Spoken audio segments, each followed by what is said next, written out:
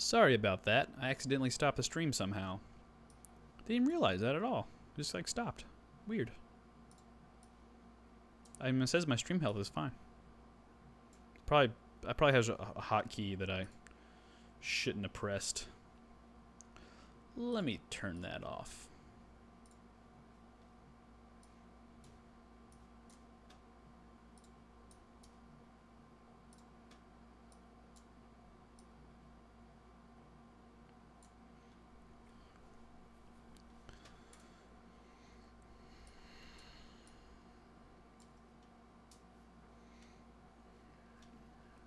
Ooh, logo circle.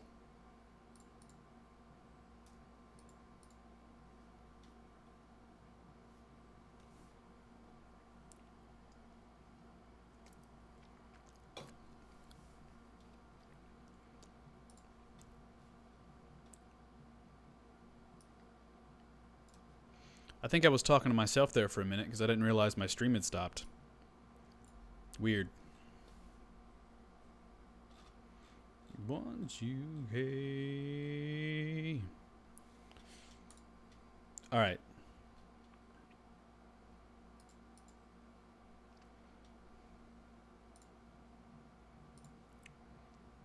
Mm-hmm.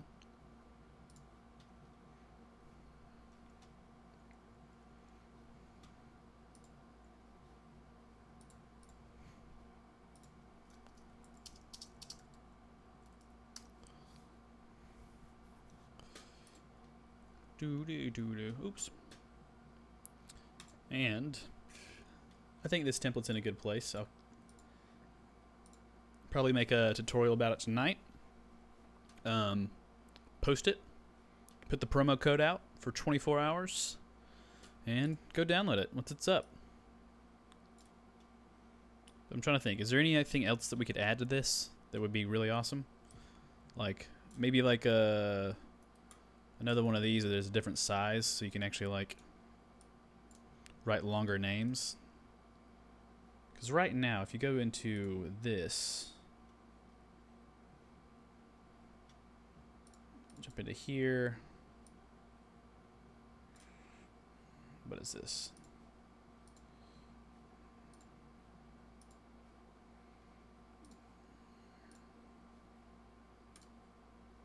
This is, what is this controlling?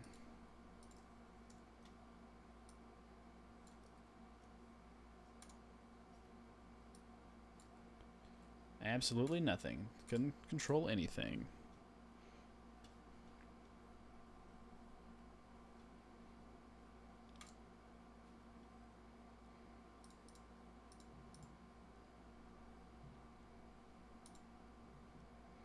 Yeah, I know how to solve that.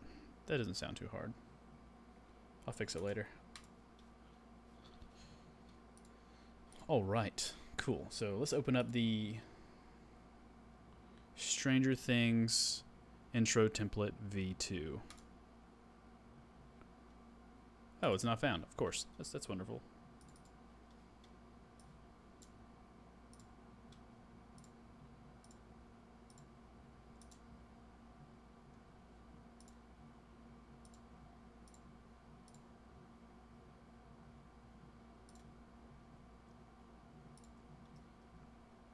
You what you weigh.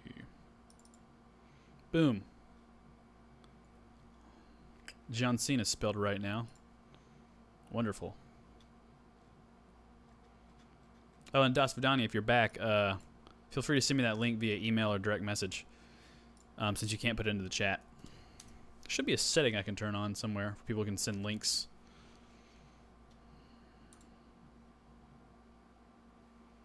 See if I got any messages.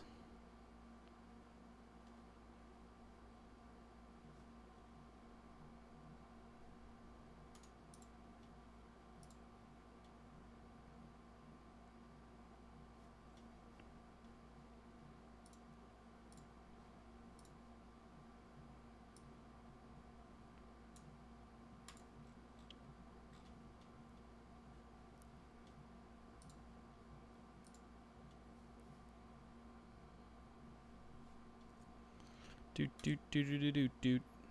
Doot, doot, doot, doot, doot, doot, doot.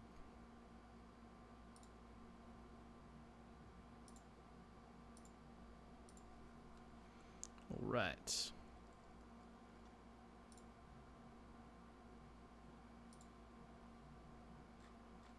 Okay. So, just released a template about this. It's online. Go download it. But now you can change all of the effects really simply. How cool is that? So let's change this.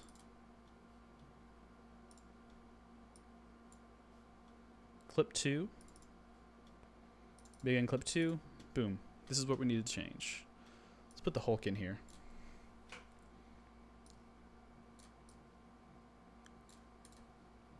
Go to color key. We're going to key out the white so it shows clear. Just like that. We'll turn the tolerance up some so it kind of takes away more. Looks pretty good. We'll parent it to the end. Jump back to clip 2. Turn off this shape. Jump back to clip 2. Begin clip 2. Turn off the end. Final comp. Now we got the Hulk. Dope. Let's go to the controller. Change the color to green.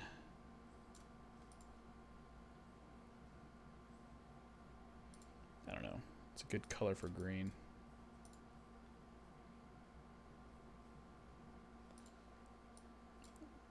Gray.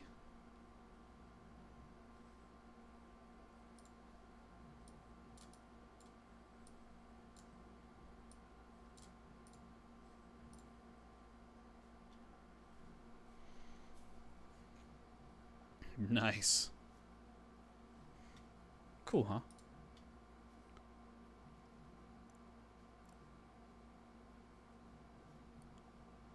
huh? Thanks, man. Yeah, I'd stopped streaming unannounced. I didn't know. I didn't know I was done. I was like sitting here talking to myself. So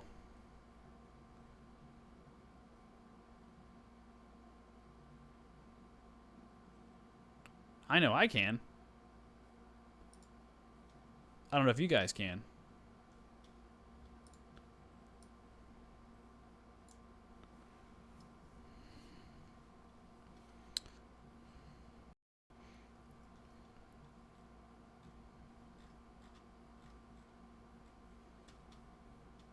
What else can I make for this? Currently listening to some music in my headphones. It's not going through the computer, thank goodness.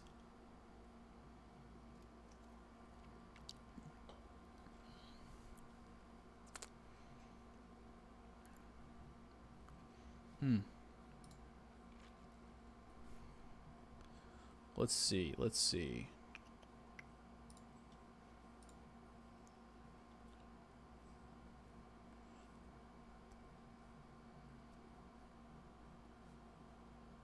Check my settings. Try it again now. I turned off the automatically block spam messages. Turn that off. See if you can send a link now. Try it again.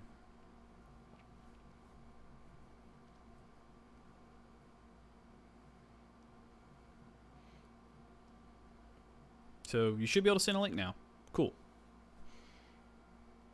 Send something over and we'll break it down.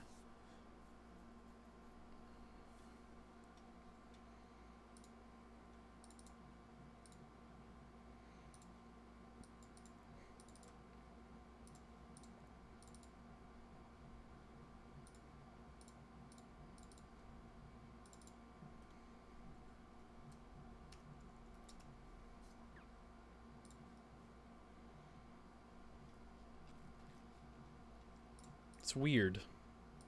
I've got automatically blocked. Yeah, it's turned off.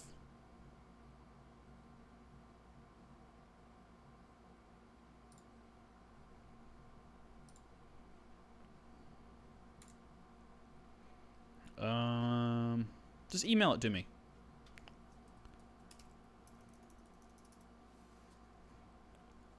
I have a contact page on my website.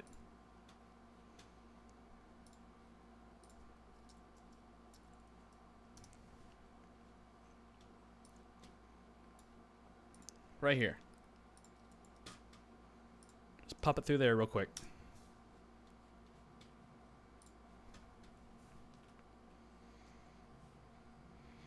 And I'll get it immediately, and I'll open it up.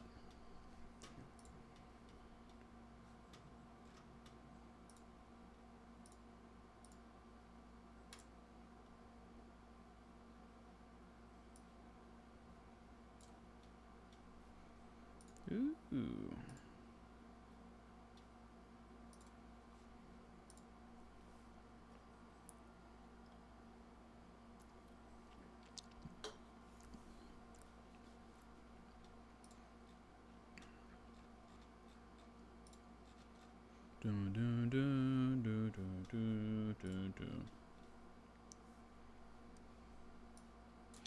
Nah, I'm not being kind. This is what I do.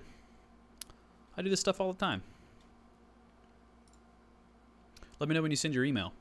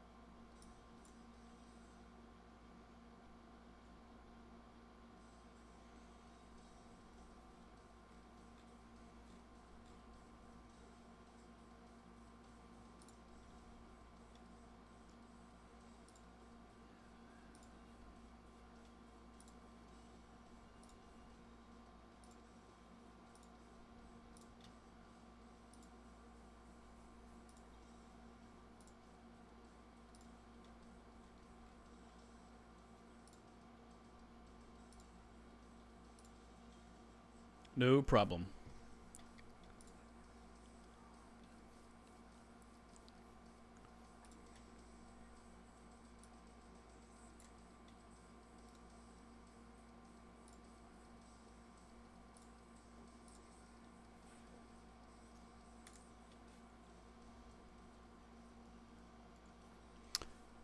What's up?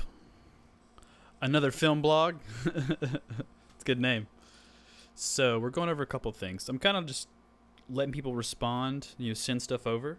So right now, Das Vidania is emailing me a link to overlay, and we're going to look at it, try to figure out how it's made. And right now, I've been working on this this template. So basically, it's this new template I'm developing that's going to go up on my site here soon. And basically, I call it a gaming overlay template, where you can add in your own stuff. So right now it's set up to where you can change all the colors, you can add in backgrounds, drop in your own logo.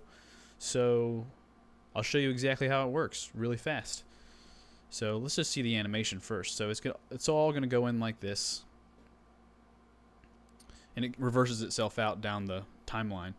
But really, there's a controller right here inside the project that you can quickly and easily change the text color.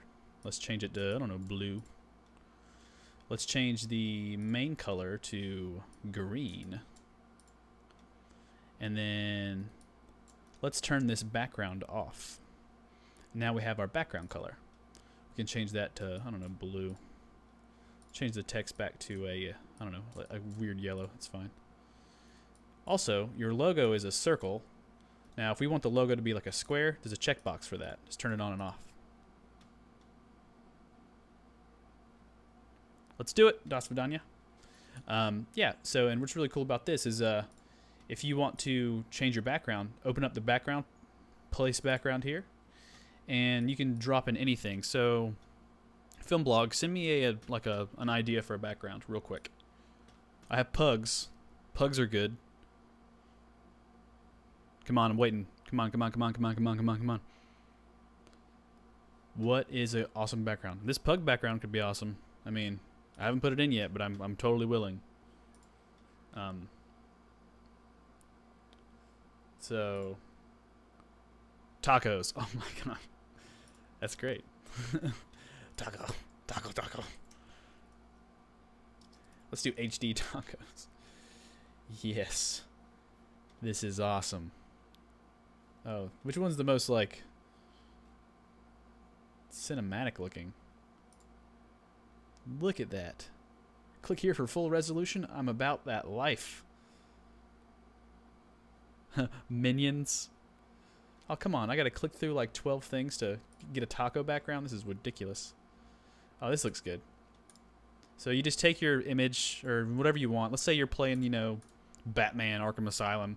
So you can just, you know, find a Batman background. And I'll drag this into this. There's tacos. We can rescale it to kind of fit what we want. Something like that looks good. Also pull up the minions real quick. Minions. Don't worry. You know, I haven't had Taco Bell in so long. If anybody has Taco Bell, I literally hadn't had it in a couple years. And it's kind of ridiculous. Get a large image. This is pretty good. Oh, there you go.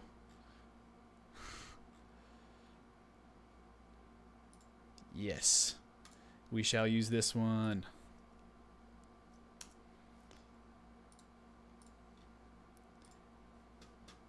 And basically,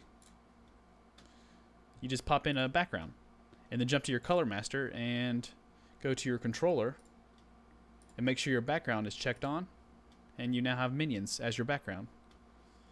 Now, let's do the tacos. See what that looks like.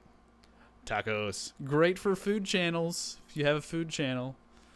But yeah, so, and if you want to change the text, it's really easy. You just jump into any of the compositions, and you just keep jumping through till you get the bottom one. And you can, you know, change the text color. Tacos. Right now it's on some kind of font where like Century Gothic that kind of looks like the No Man's Sky font. Oh, there you go. Chalkboard font. Works wonders. And then go to back to your color master. Change the taco font color. White's usually good for this kind of stuff. Shows up pretty well. Tacos. And if you have a different logo, so let's say logo here, jump into this composition. Let's place the minion picture in here. We'll scale it down a bunch because it's so big. Yes, there's a good logo. Color master. And now you have your logo, but it's a little too big. So right now I'm working through some weird issues on how to fix this kind of stuff. So like if the mask is weird or something like that, it's not a problem. Okay, I see what's happening there. So now I know how to fix this. So we're going through some issues right now with the template, fixing things. That's why I haven't released it yet. So if you put in a giant image, it's not going to hurt anything. But I've actually already figured out how to do this. So I need to pre-compose this logo here too. And then go to Color Master. And it should be fine now. Yep. See? That's why I work through these things. Kittens and tacos. Yeah. So then you want to change your text right here. Jump into the bottom. The pre-comp. Let's say youtube.com/minion tacos.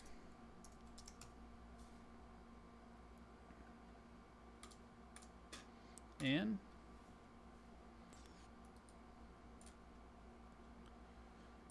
boom.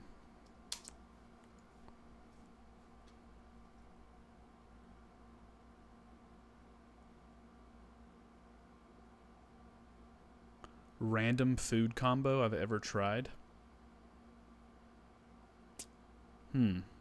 It's a good one.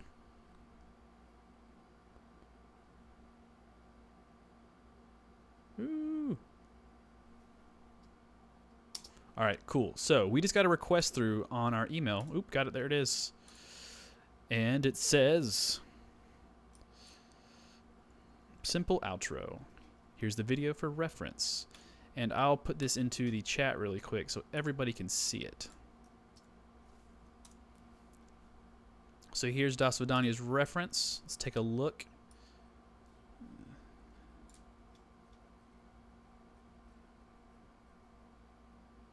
Oh, this is easy. We can do this.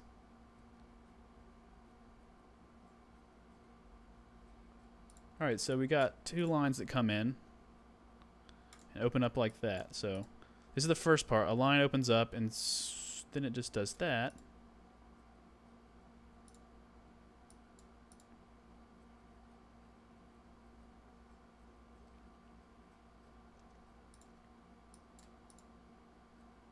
I'm just analyzing it right now. Okay, I think I got this. Okay, so file, new. Let me save my taco project real quick. New project. So, hey guys, and also, what's some like, give me some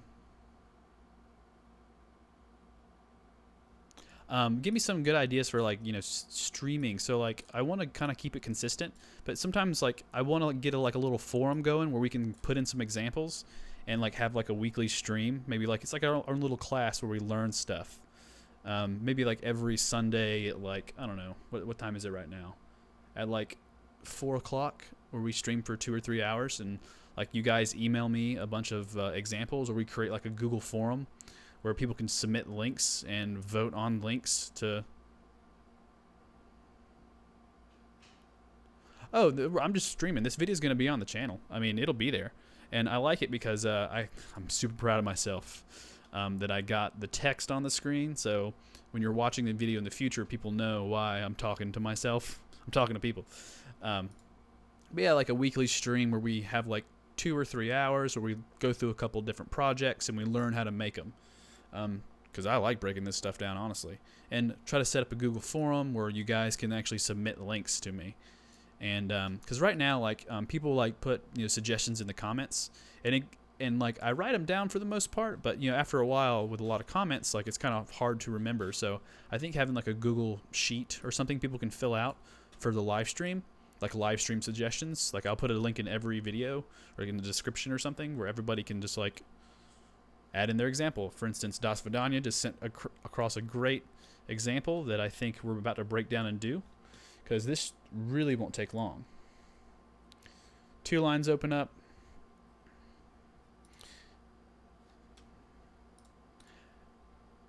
That would be a great idea. I'm honestly, guys, I'm pretty new to Reddit, and I used to use Reddit a bunch. Like, so let's see.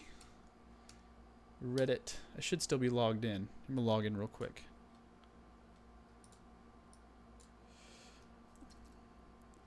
But when I'd been posting some tutorials on Reddit, but I was like shadow banned randomly, and it was really annoying. And because I don't know, they thought I was spam. I was just like posting tutorial videos in the video threads. So, but I'll set up a subreddit and a Google form. I think Google form would be good, a little more organized for me. But yeah, let's break this project down. I'm gonna watch it a couple more times though, so to memorize it. A line comes out, opens up. I got it. All right, so first off, we need a composition. So new composition in your project panel. Let's do 60 frames a second because it looks nice. My diction, thank you. It's that southern charm. 1920 by 1080p. Thanks for the compliment, though. Duration, how long was that video? I don't know, it's like, let's do 15 seconds just to give us a little time. I doubt it would take that long, but I can show you guys how to make this. Resolution full, custom, blah, blah, blah, blah, background color, back. Cool. Turn the background on so we can see. So, first we need the 2 lines that pop out. Really simple. What we're going to do is actually just draw a rectangle, like a really skinny rectangle, about, let's say, yay skinny. We're going to grab the anchor point and make sure it's centered. So grab this anchor point with your anchor point tool and hit Command. Or hold Command on your keyboard. I think it's Control on a PC. and it'll ping it to the center, so it's in the center, right? And the first part of the video, we saw that a line just goes out like that and spreads out. All right. So what it's going to happen is it just widens open. So it takes just about a second to do that. So we're going to hit S on our keyboard to scale it and keyframe that scale right here. Now it's 100% scale. Now if we go to the beginning and make it scale to 0, it does that. But it's actually scaling both ways, the X and the Y. So it's actually getting skinnier on top and the sides. We don't want that to happen. So what we're going to do is turn off this little key thing right here and make it scale only in one direction. So this would be the X scale. So we could take this down to 0. And right now this is getting close to the first part of the thing where it scales out like that. But right now it's like a static scale. It's really boring. What we can do is actually right click both these keyframes when you highlight both of them, keyframe assistant and easy ease, which is going to give us a little bit of a better motion, but it's still kind of boring. We can actually make that a lot better. We just hop into the graph editor real quick, go to speed graph or edit speed graph, and it has this like arc. Now I have it turned on right here to auto zoom graph height. And if I'm going too fast, feel free to tell me to slow down.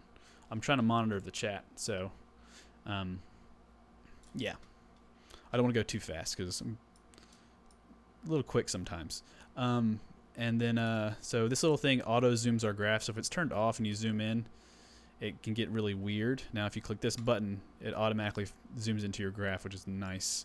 So grab this anchor point, pull it in a little bit, and pull this one over a little bit. And it does this. A lot smoother motion. So that's really, really helpful. I was making sure I was still streaming, just in case. So it does that. That's the first part. And then, so it goes like that. And what's going to happen now is it's going to move. So right now it's in the center of the composition. What we'll do is we'll actually duplicate this composition, put it under it for shape 2. And we have 2 shapes to do the same exact thing. Now if we look in the video, the original video, how does the graph work? So, really simple. The graph is like a... So if you think about keyframes, let's do a shape real quick, like a square. Put the anchor point in the center, because, I don't know, it makes me feel better when it's in the center.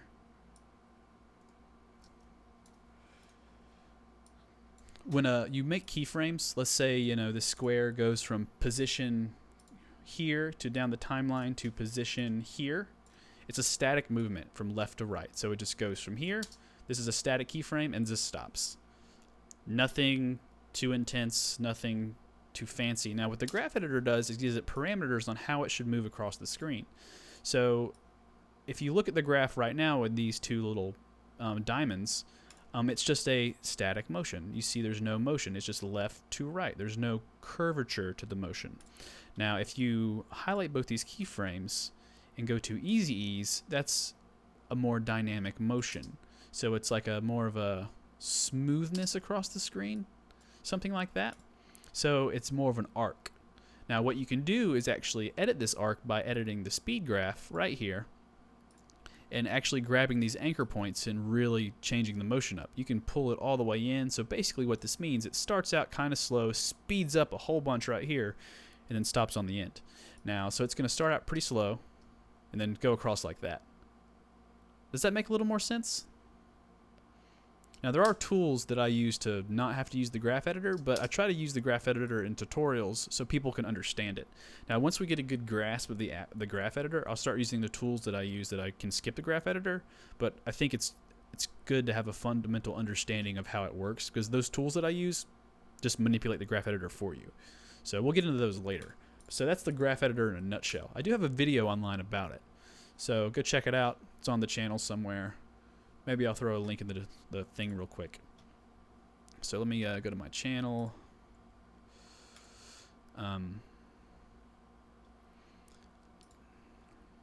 Let's see. There it is. This is for you, Das Vidania. Graph editor video. Sweet.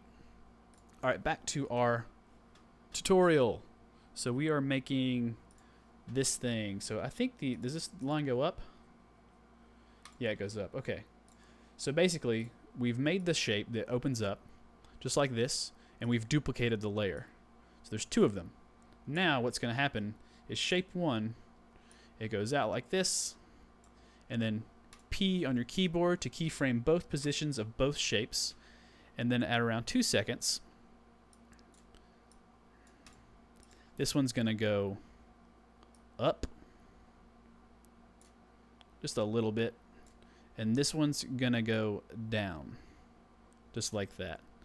Now if we highlight both those keyframes, keyframe assistant, easy ease, we should get a pretty dynamic motion. Pretty good so far. Now what we'll do is have all these highlighted, go back to our graph editor, and edit the motion of the arcs. And we want to make sure the both the arcs are kind of the same. We want them to look very similar. Bring this one back a little bit, bring this one over.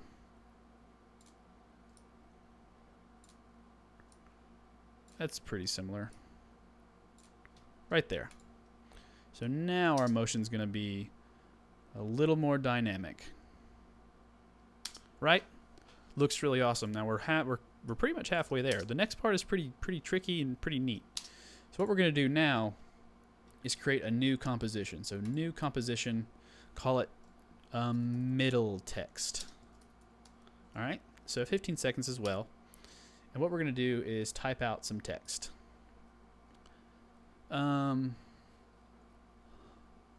Like, let's change it to white so we can see it.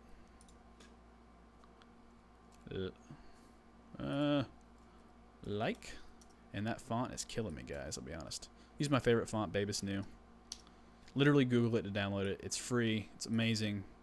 It's a little too easy, I think. And this, I was right. It said like.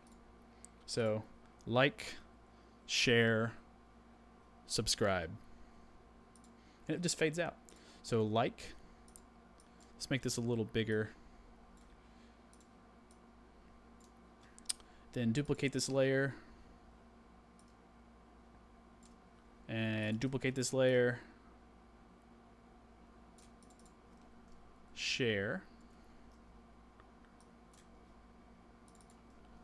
Subscribe.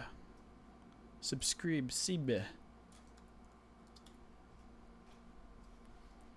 Is everybody still following along? We're good to go? Sweet. All right, we made this. Now we're going to align all these to the center. So we'll take our anchor points and put them all in the center of each thing by holding Command. Grab U. Hello, anchor point. Oh, it's everything selected. Okay. Center it.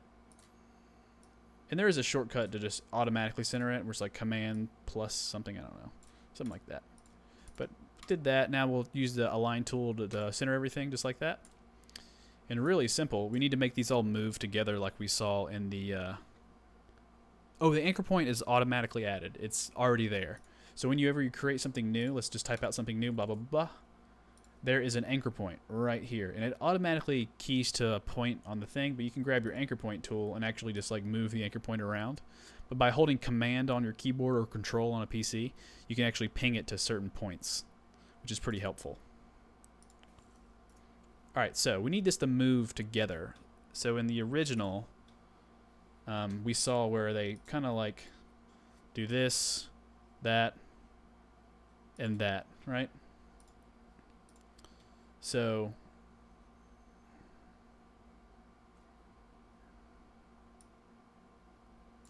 but first before we move, there's a little animation inside of this that we see. There's a triangle, triangle, two triangles, and it kind of like up, super simple. So we'll make this little triangle really quick to be an asset. Grab your star tool up here, click down on this, click the star, drag a triangle out. Now if you have a star like this, just click down on your keyboard or up to get a star and get a little triangle, and we'll hold shift to get it just like this. Now this is going to be really tiny. So basically, and it's not going to be exact. Hit scale. Let's scale it down a bunch. Grab your anchor point. Make sure it's in the center of this little triangle so it scales correctly. Scale it down a bunch. And put it right here. Now the scale is going to be really simple. So we'll keyframe the scale and take it down to 0 right here. So it goes like that. And then goes 0 right there. So it's like really simple. Highlight all these, easy ease the keyframes.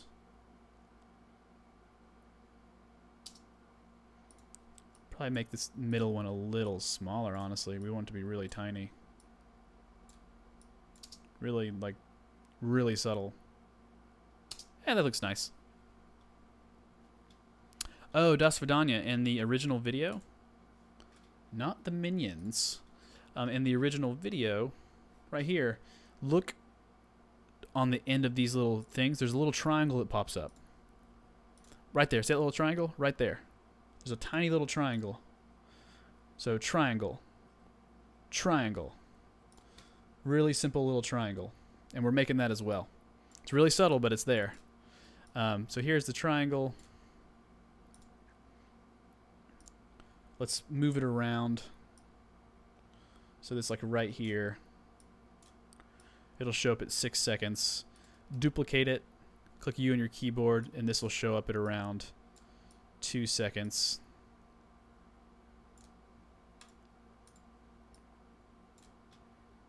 At about right here. So it's like boom, boom. So boom. And then it'll show up down here. Boom. Now what we're going to do is something really neat. Create a new object, a new null. And let's put this, you know, right here. Doesn't matter where. You highlight all of these layers and you parent everything to the null. Now what we're doing, we're creating something that we can move all of these layers while, you know, behind the shape, so they all move together. So if we, since we parented everything to this null, let's call this movement for no reason. If we move this null, because everything is parented to it, everything follows the null. So if we move it, everything moves. So basically, like I think before, the like appears in here. Okay, so it starts off with a like, and then it moves up, move, move. Now we're going to create these movements. So click position, keyframe your position right about here. And then it's going to move up every half second. So it's like right there. Then it's going to move up some. It's going to stay for a second, keyframe it again, and then move up again. And we'll right click, easy ease. So boom, boom. Now we make sure these little shape layers are appearing at the right time. So at the first movement, it should be right here. And at the second movement, the second shape should appear right here. And let me know if I'm confusing anybody. So boom, boom, right? We'll go into our graph editor and make these motions a little more dynamic. Just a little bit, nothing crazy.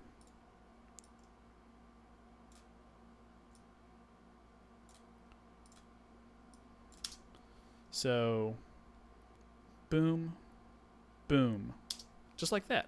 Now we might have to change these motions a little bit later, but right now this is pretty much exactly what we want.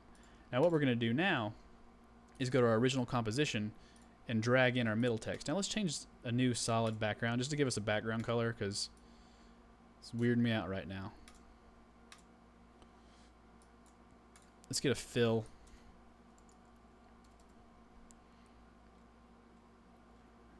And make everything black so we can see. Copy this fill, paste it onto here.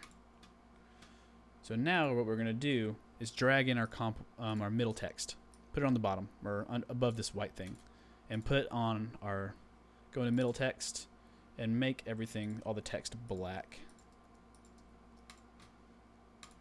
Just like that. So this goes in like that. And then it's going to start moving. So right here, it's going to be like. Now I can already tell we're going to have to manipulate these a little bit and have a little bit more movement. So this is the first one. Like, share, subscribe. All right, work on these. We'll lock this composition and open up middle text. Here's our middle text.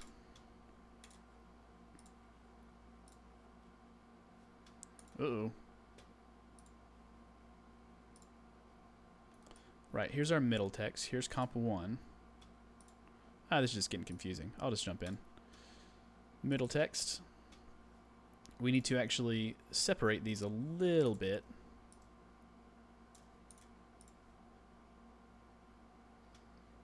And bring the subscribe down some.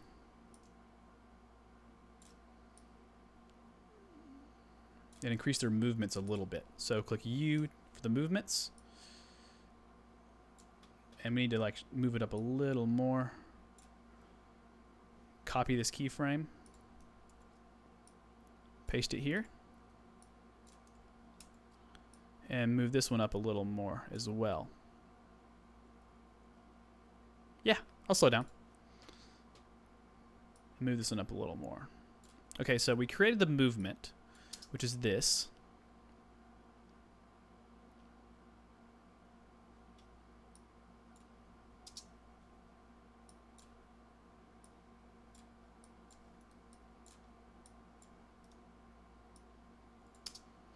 And if there's anybody new watching, just let me know.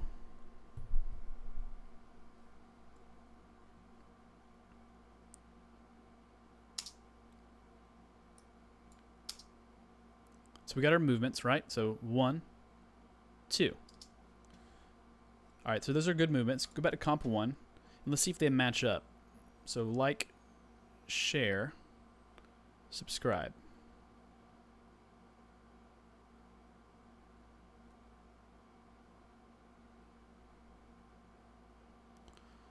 This needs to be a little more.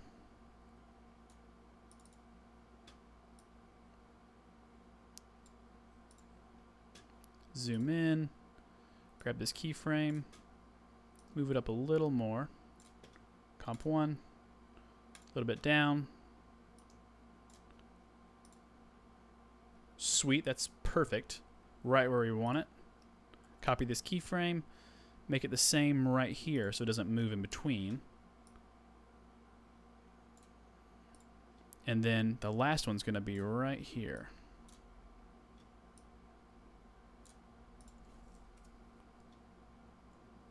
Right. And subscribe needs to be a lot farther up. So move subscribe up, not the scale, move the position up. And pretty much perfect. So basically what we did was we created all these shapes, or these letters in these shapes.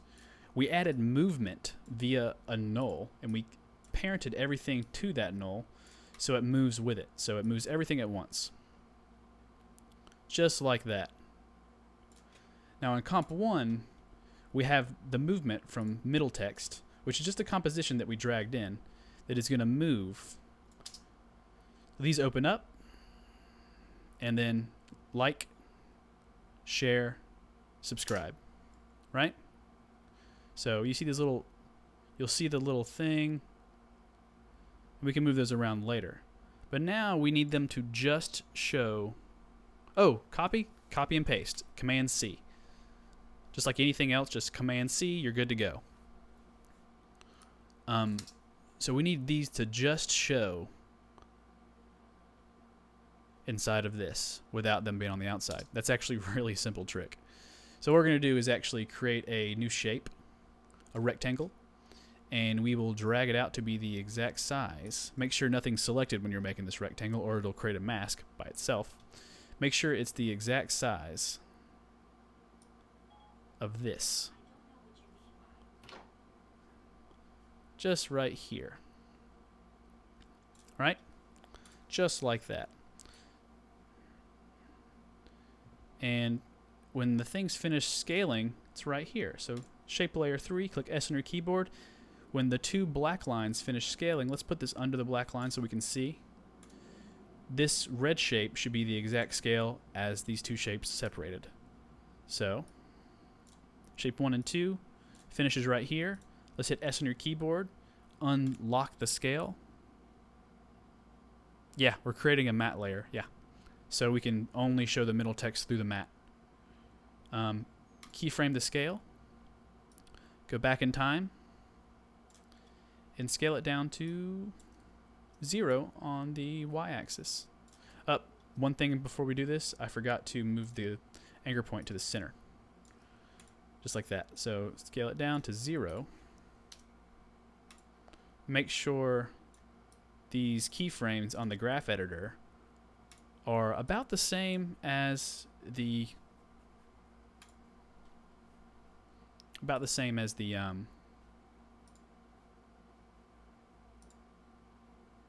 ooh, where's my keyframes? Make them about the same as the shape. Wrong one. We want this one. Nope. Do it by manual. Grab in here.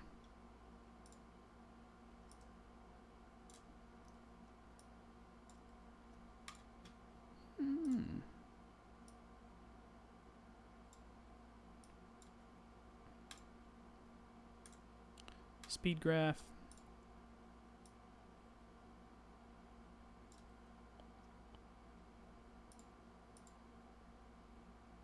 It's wanting to only grab the other angle for me.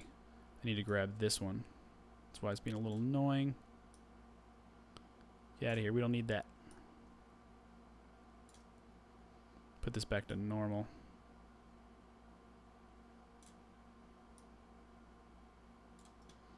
So this should follow pretty much the same. Need to be a little more dynamic. Right there. A little too wide? Yeah, it's a little too wide.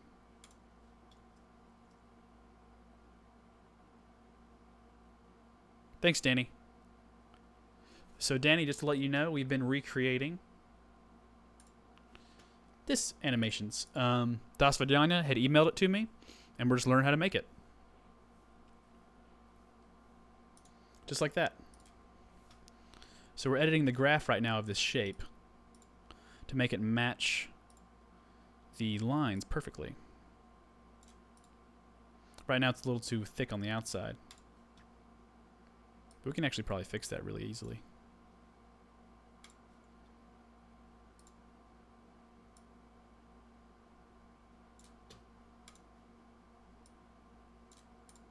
I think we did it. Oh, comes out a little too far. Here, I think I know how to fix it real quick. No, let's not do that. We'll do the graph editor. We'll keep working on the graph. Gotta be good with the graph editor. It does take a little time, but it's not that hard to do overall. Looks good. Sweet.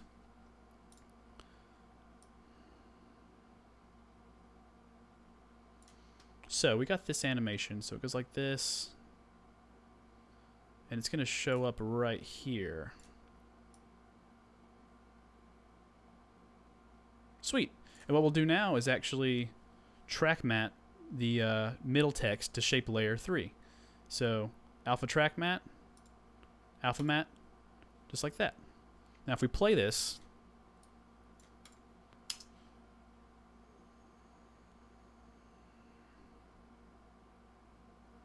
just like that. And right now we need to change these little triangles to somewhere else. We need to put them in different places.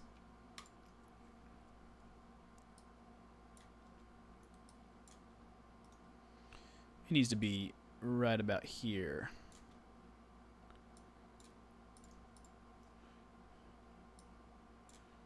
remember seeing it in the animation. It was like right on the edge of this. Like that. So when it plays out,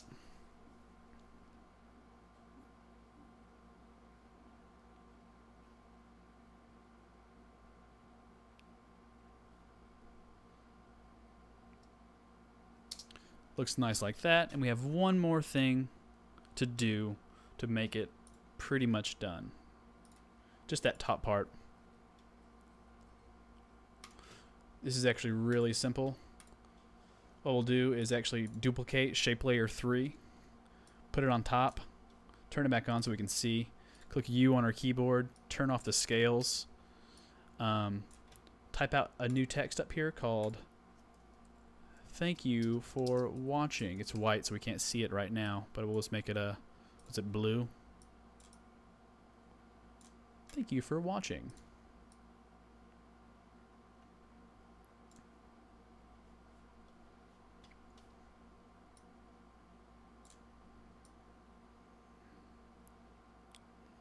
And when does it pop up? Right towards the end, I think. So as soon as they finish, as soon as it finishes, it pops up. Okay, so as soon as these scale out, this should be P, keyframe your position right here. And then right when they finish scaling, the shape layers down here.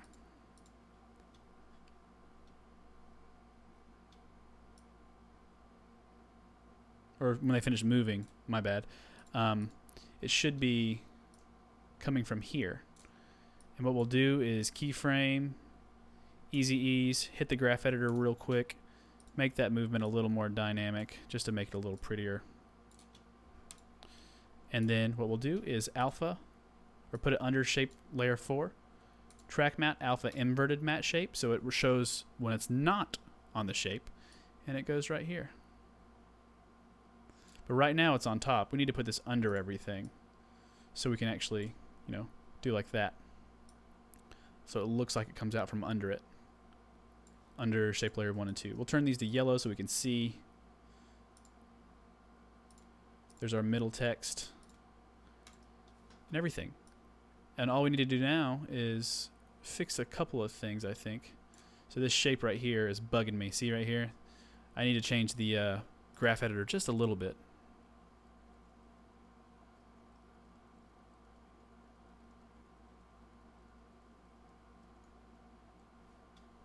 Hey Danny, all you gotta do is send me an email. Contact here.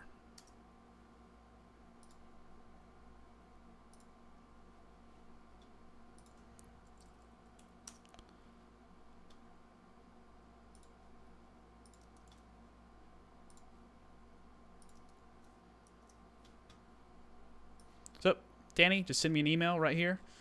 Name, email address, doesn't matter too much. Hey, add your Twitter. I'll follow you. Send me a link to what you want, and I'll pull it up. So. Oh. Save a project. Something's happening. Save as. Call this DV. Tut. Das Vidania. Boom. So I'll edit this graph a little bit just to make this more perfect. It needs to be a little quicker off the gate. Okay.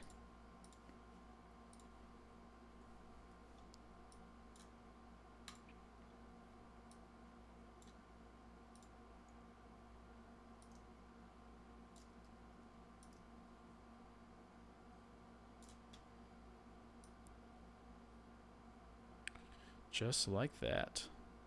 Looks great. Sweet. All right.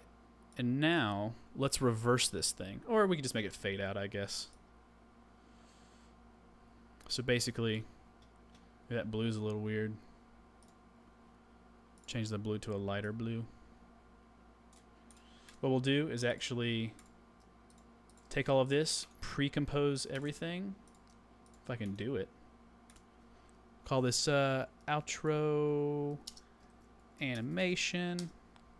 What we'll do is go to effects and presets and type CC Force Motion Blur, which will make it a nice blurry effect.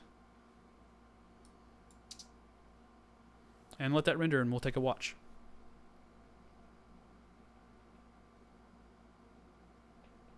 How did I change the color of the timeline? Cool. So, right here on these little tags, there's these two little squares. If you click the square, you can change the color. There's a whole bunch of colors to choose from. Now, when I make like templates, I always use that to kind of organize the project so people can see it easier. Easier. I can't say the word.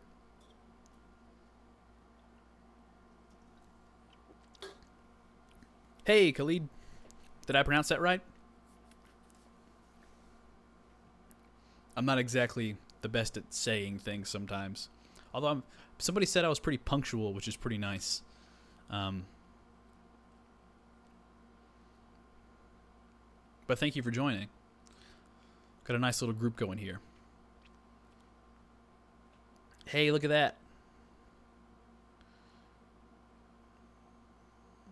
There's a couple things I'll do to this. So I would spend more time making the graph animations a little more dynamic. Right now they're pretty static. Like, it's kind of slow for me, honestly. But yeah.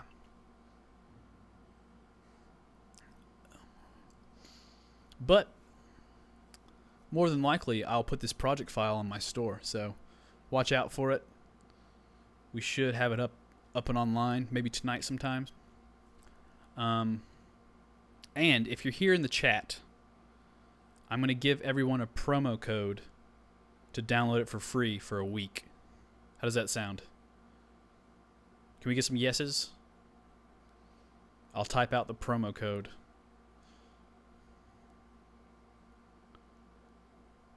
Wait till everybody hears my voice so I can respond.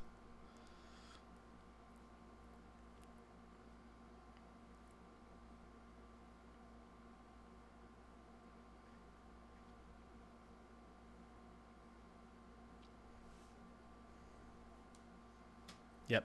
And Danny, I do have, priced products in my store. But the only reason I do that stuff is so like I could do this full time one day. So, if we can get a little community going, we could really support the channel, and I could make products every week and do basically product giveaways where it's free for a while and then it costs money a year from now. So when people want to download it.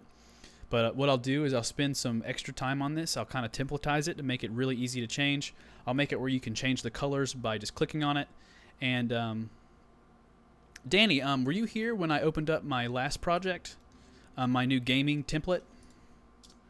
I know a couple people have already seen it, and I'm pretty sure somebody's supposed to be sending me an email right now with a new question on how to make something. All right, so I'm going to think of a promo. Oh my gosh. Kitten tacos.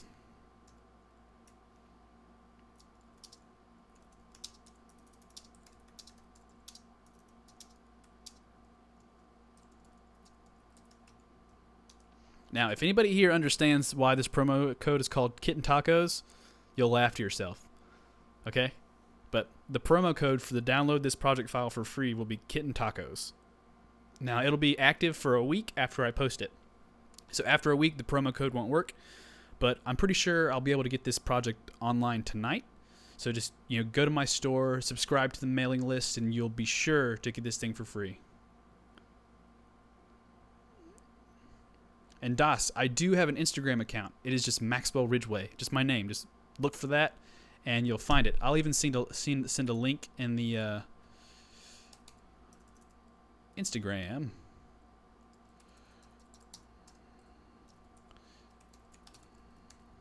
And you guys go follow me. I'll follow you back, because I know it'll be you guys. Das Vidania gets it. He knows why it's called Kitten Tacos. That's a special one. But yeah, so I don't think, Danny, I don't think you saw this one. So I got another project file coming out soon. It's going to be L3 demo 1. It's like a gaming template demo. Now we know why.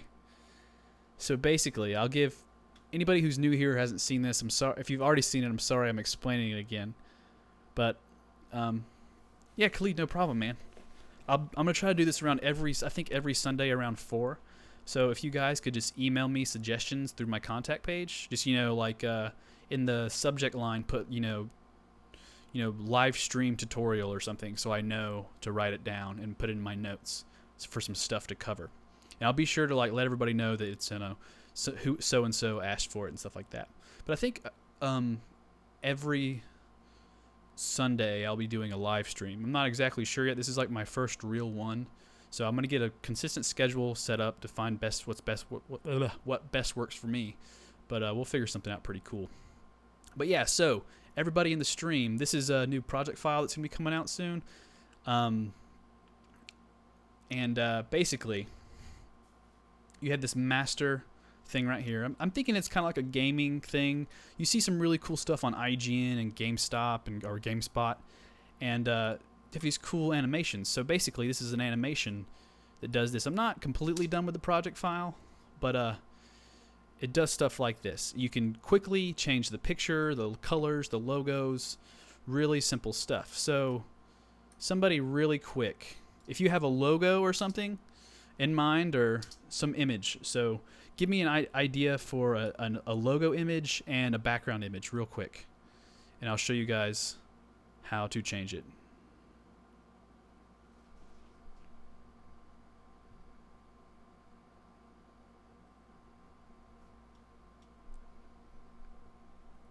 I got somebody commenting right now too. Let's see. Oh, Vin's Art, he commented on the live stream that I'm doing right now. This is kind of cool.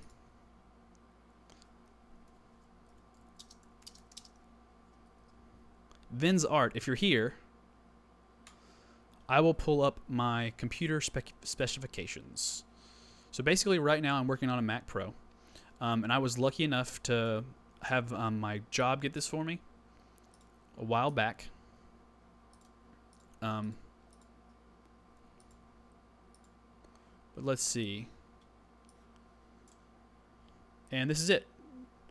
Late 2313 Mac Pro. It's a 12-core Mac Pro. It's kind of decked out. Honestly, it's a great computer, but it could be a lot better. I mean, Apple hasn't updated their system in like almost 4 years now, and it's kind of ridiculous. I mean, I'm really thinking about going to something new, maybe a PC environment to build my own machine, so my own gaming / a workstation stream, so I can like stream games and stream my content, record in 4K with no problem, stuff like that. BuzzFeed logo. Okay, we can use a BuzzFeed logo. Let me pull the BuzzFeed logo up. Hey, somebody give me another background image. We had kittens, tacos, BuzzFeed.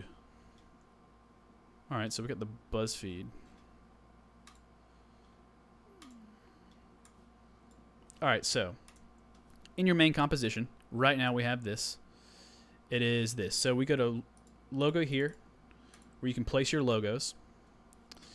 And I haven't completely organized the project yet, but it's really can be really simple. We have a BuzzFeed logo we put in here. And go back to Color Master, and your BuzzFeed has been changed. BuzzFeed! And if we want to, we can actually make this logo a circle. So, now a circle. Whatever you prefer.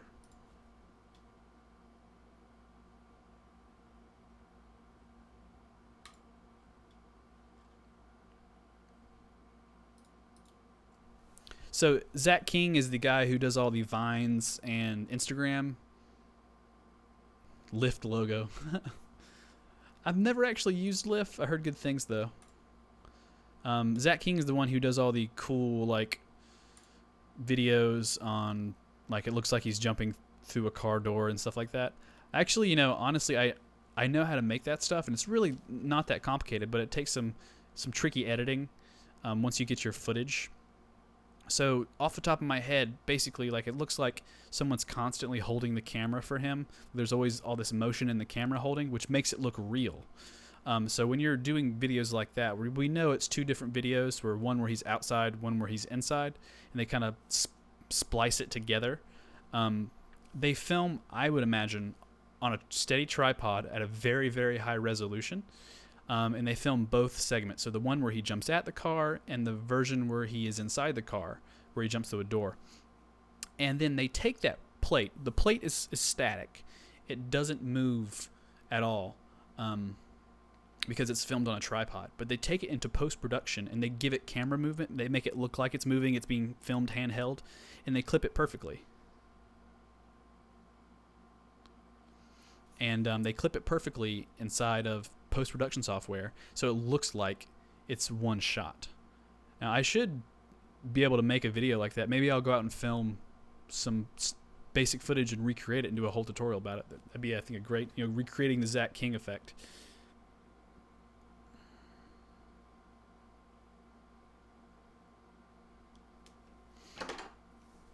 So, just like that.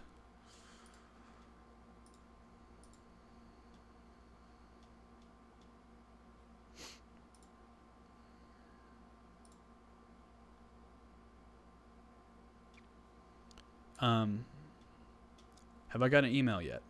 Let me know. I shall check again. But yeah, I should break down some Zach King stuff, but I have to film some of the footage first before we do anything like that. Hey, we got a Squarespace email. So let's give this a look. See how complicated this is. Oh.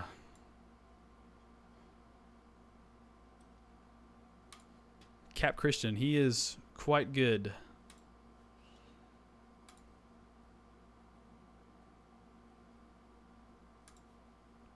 So on the Cap Christian video you just sent across, Das Vidania, or Danny. Oh, Danny sent it. Danny, I'm sorry.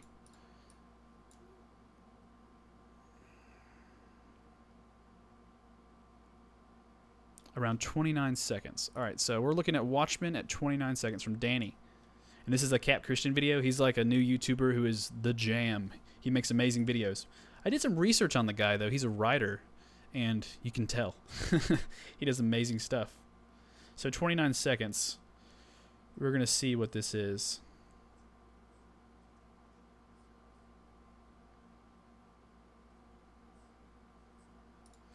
Okay, so Danny, you're trying to recreate the opening of these faces? Yeah. Yeah, I just got it, Danny. So you're trying to create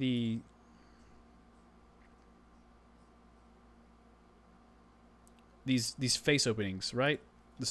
Okay, cool. So, off the top of my head, I know how to make that. Okay, so free. Let's go to Rampant Designs. Designs, it's fine. Page not found. Style effects, animated mats. I think we can find what I'm looking for in here.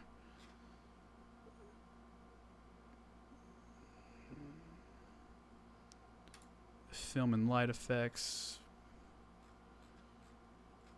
Actually, let's go to free 4K stock footage. There is a Mitch Martinez. I think this is the guy. Yeah, this is it.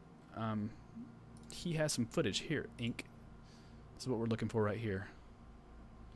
He's got these weird ink drop thingies. Let's find one that kind of looks like what we need. This looks kind of cool. Let's view this.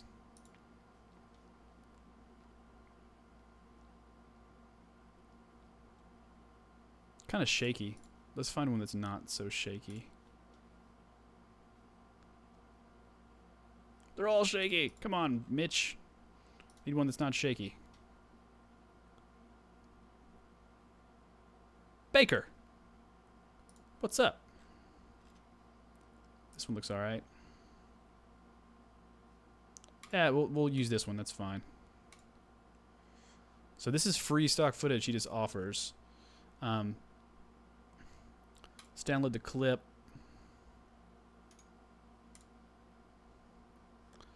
Put it in a Christian effect. I didn't think I spelled his name right, but so Danny, send me, or what should we Google to reveal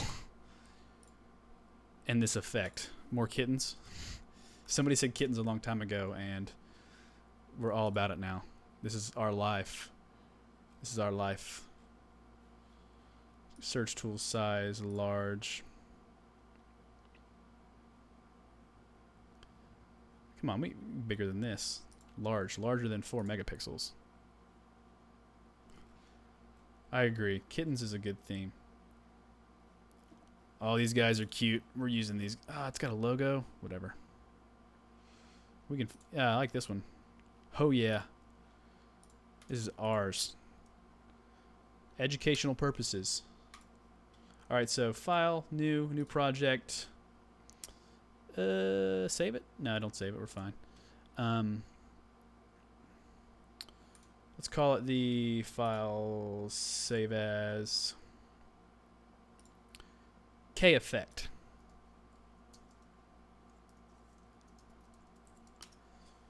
So new composition. Let's do 1920 by 1080 at 23.976 frames per second.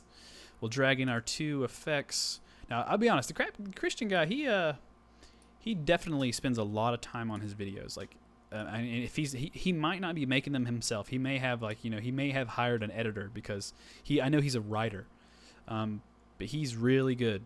I mean, he makes some really cool stuff, and the power is in the writing right there. I mean, what he makes and the visuals are amazing. So we've got our kittens right here. Let's scale it down a little bit.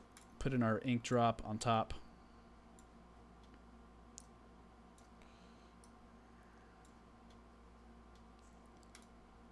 LumaMat. Inverted. So LumaMat inverted inside of After Effects with a black and white image will create this effect. So if you watch it, play it back. Sam. It's Sam, right? Correct me if I'm wrong. But we're recreating a Cap Christian effect where it looks like this. And it's a really simple effect. It's via a LumaMat on top of some ink drop footage. It looks like ink drop footage. It could be anything. And you can film this stuff yourself. Basically just film straight through. You know, it's actually more complicated than I think. Hey, Sam. Yeah, we're recreating an effect that Cap Christian did inside of his video right here. So this is cool. These are the ink drops. And he's got the background moving a little bit. See the background? He's got 2. You know, these are just I would use PNG. Signatures out. Let's go to a paper texture images, and he could be using something like this. Let's go to search tools, size larger than 4 megapixels. We want something really big. This is great. Let's use this. Save image as, and he probably has this background on repeat, so it moves a little bit and then it just repeats itself, like fades through, and you don't even notice. Put the background in, put this in the bottom, and let's make some movement. Hit P in your keyboard, position it, and move it up slightly so it looks like it's moving. I wish we had a better ink drop than this one. It works, but it's not my favorite. You can kind of see that it will only show through this ink drop, assuming that it's bigger than the thing. So we can start here, hit play, and boom.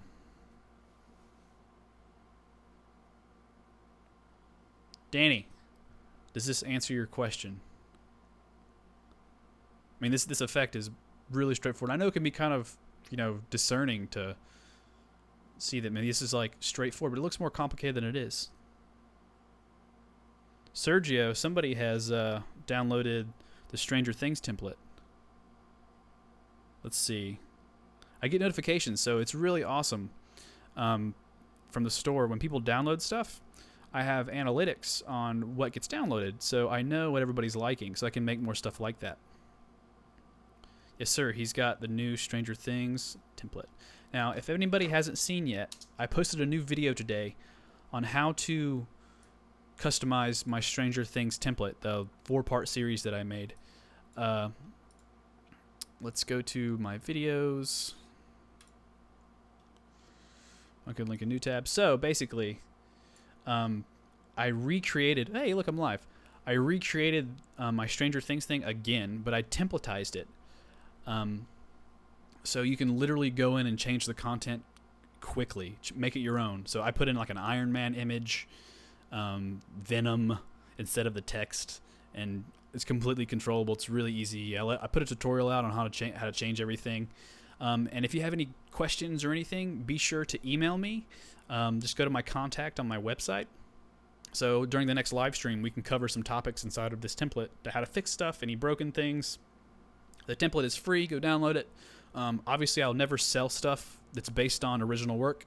So if I recreate like the Netflix logo or how to create the Netflix logo, I'm not going to sell that because that is owned by Netflix. This is owned by Netflix. I mean, they made it first. I'm never going to sell something that is not made by me or it's not unique. You know, the template, the tutorial we just did a little bit ago on the outro is so simple and straightforward. It can be anybody.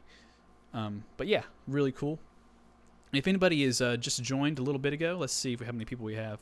Got 9 people watching now. Really awesome. So let's save this project. Kittens in paint. Oh, we could do some pretty cool stuff with this, honestly. We could like do all kinds of crazy stuff. Could pre-compose this. No, layer style. Outer glow. Outer glow.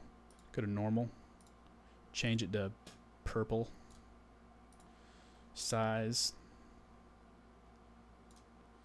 Jitter. Range.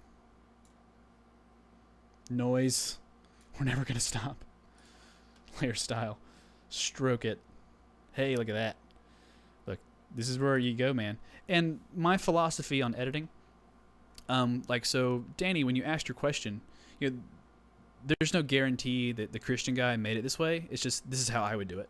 You know, how do you think about an effect? There's no real right way to do anything. For instance, the Stranger Things tutorial, you know, Vox did a video on how they actually made it, which is made with practical effects. It's actually filmed in camera. And there's no way that I was going to recreate the Stranger Things in camera.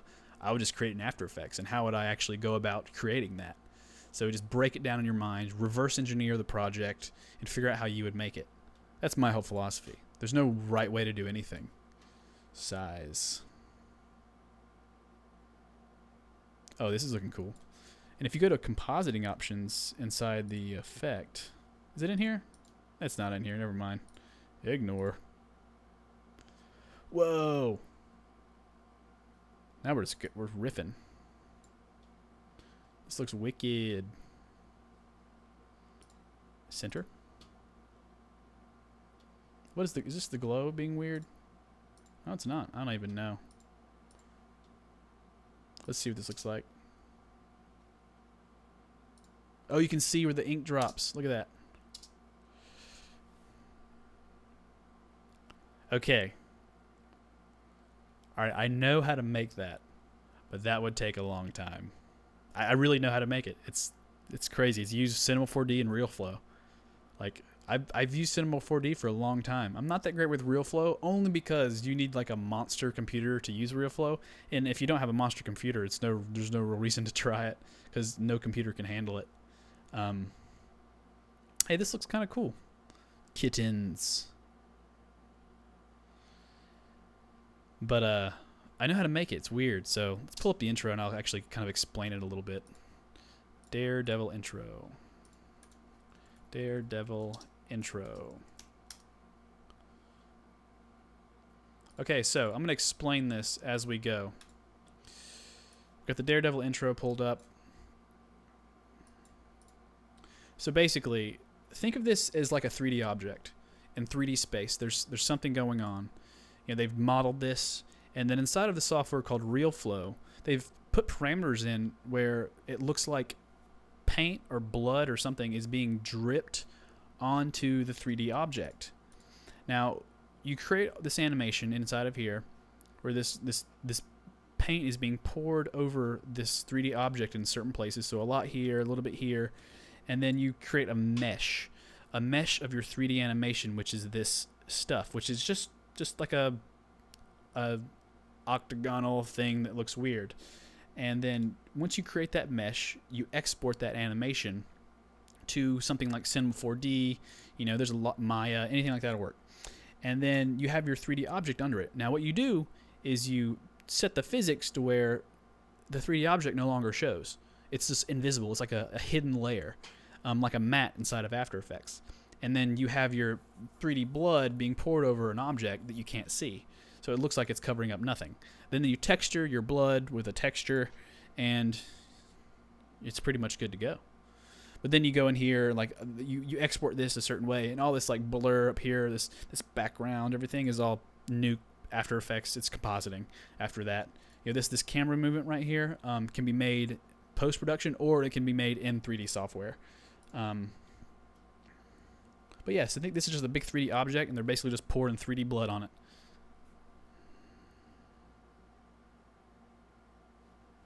Sam? All you got to do is email me a video example. This will be... So I'll send you my contact real quick.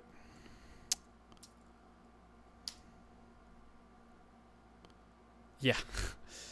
Look, somebody told me I should make this, believe me.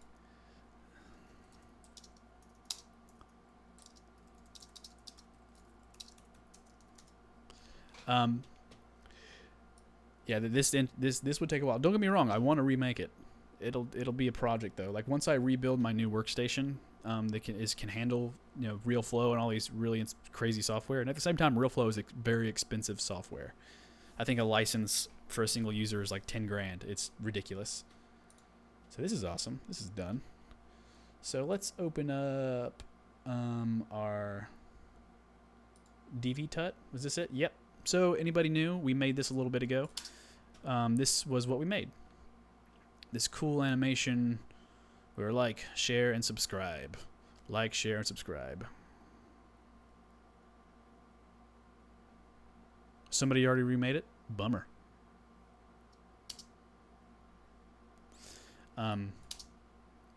But this was a really simple animation that Das Vidania sent over. It was really awesome. It was really fun to break down.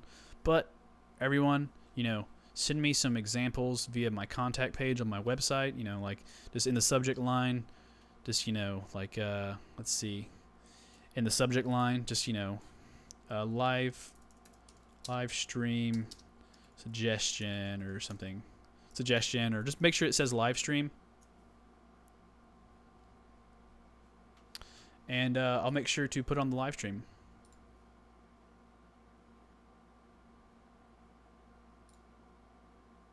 Yeah, I will upload this video. It'll be on the channel. We should be good to go. And everyone who's here, I will be putting this on my store right here. On the animation page. And it'll be priced, but if you enter the promo code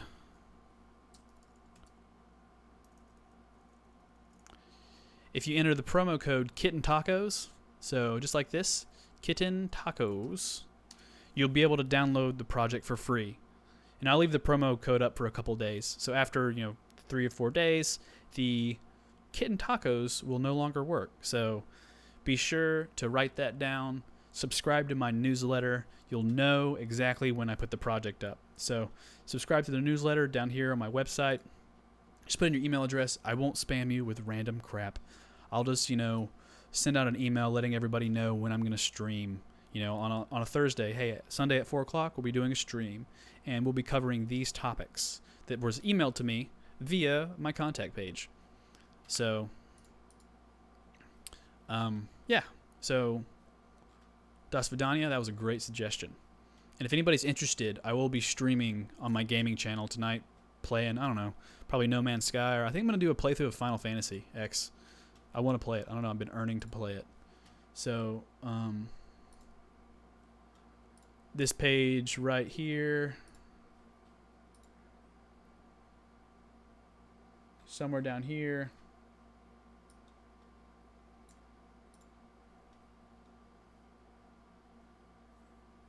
Dustbin. Kitten tacos. Yeah, this channel right here. I'll probably be live streaming sometime tonight. You guys can chat me up. Talk about some more editing stuff. And I'll be casually playing one of these games. I have no clue yet, actually. I'm kind of frustrated No Man's Sky. And Miss Jaylene Silver. I know her and I help her build her channel. So that's why she commented. Really sweet of you. Thank you. I'm on a PS4 right now, actually. So No Man's Sky. I'm listening to Metallica right now. Metallica. I'm really into them right now. They're playing soon in New York. I want to buy. I want to go. Yeah, so we're going to make this. My little brother played Titanfall, but I didn't. I probably should. I mean, I know it's purely online, and I'm not a big online shooter guy, actually. I don't know why. I'm just not. It's like, I like casual gameplay. Like, you know, Final Fantasy X for me is so casual. It's turn-based. I can take my time, chill. And even the new Skyrim that come out, the HD version, I know it's kind of redundant to buy it because I played Skyrim years ago. But it'd be kind of cool to play it on PS4. I don't care. Whatever. And our giveaway, everyone. Does anybody know about my giveaway I've been doing? Let me pull it up real quick so everybody can see. Let's see. Go to my thing. Go here.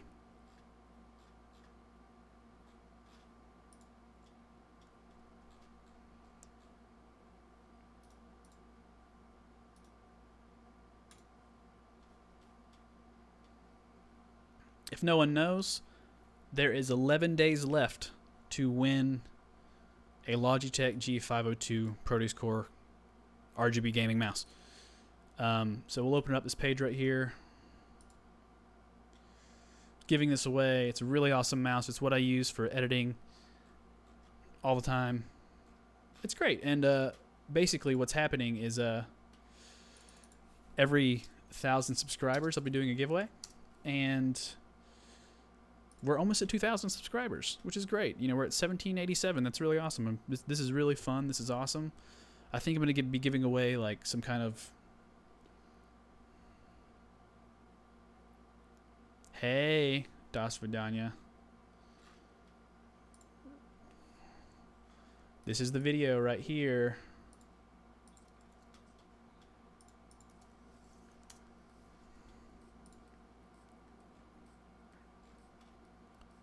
So that right there.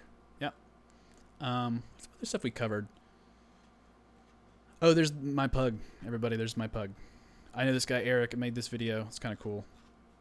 Has anybody given me another suggestion yet? I think I got an email. Yeah, somebody said the thing. The Daredevil intro. No way. Not right now. But we did the Watchmen stuff, which was great. Forums mission. Das Vidanya. Callout titles, overlays, lower thirds. Here's the link. Is there a certain time in this video that I should be looking at? Oh, she looks fancy. Let's look at the form submission. Scroll to 332 or 344. See the callout titles. Okay, so we're going to look through this real quick. See what this girl has to offer. This is Nikki Tutorials. 4.9 million. She's quite popular. Khalid? Khalid, let me know if I'm pronouncing your name right. I think I am. I could be totally wrong, and I apologize in advance. But yes, so subscribe to my newsletter. So we're going to try to get a consistent stream every week. Probably on Sundays. It's really chill for me. I'm not doing too much. Maybe on a Saturday, but I know some people, depending on where you live in the world, I mean, you know, I currently live in New York City, so I work on Eastern Standard Time in the U.S. And so right now it's 6:26 p.m. for me. And every Sunday around 4 o'clock Eastern Standard Time, I think I'll be doing a stream. Not exactly sure the timing because I'm still pretty new, still trying to figure out the best schedule. Because I know on Saturdays a lot of people have a lot of stuff to do, or they're just having fun. They're not sitting at home watching a stream. But sign up for my newsletter on the website. Let me see, Kitten Tacos. So just go to my website, right here, maxwellridgeway.com, scroll to the bottom, sign up for the newsletter, and you will get all of my live stream updates. All right? And also, I'm building a blog. So right now, my blog is under work. I'm doing some stuff, but I'll show you the preview. I don't even know my own password. This is wonderful.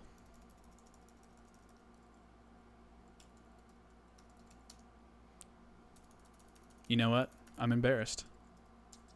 Wait, is there caps? Hey, I don't know my password. I got it. So basically, cool blog. So like I'll do a write-up on the Stranger Things thing, my giveaway. We'll be able to leave some comments down below, so you can subscribe to my newsletters. You know, I think the blog is built in, but it should be pretty cool. Pretty cool. The blog's not, I mean, it's something on the side. It's not that crazy. But if you subscribe, it'll be a cool way to get, you know, typed out stuff. Okay, so back to the tutorial. All right, so we have to scroll to 332 or 334. So let's go to that. 332. 332, my bad. So. Oh, okay, it's like a little square.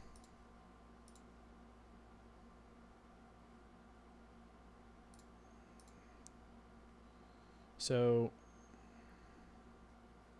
the anticipation is ridiculous. 332. It's all right. I mean, it's kind of weird, honestly. It's a little jerky. So, boom.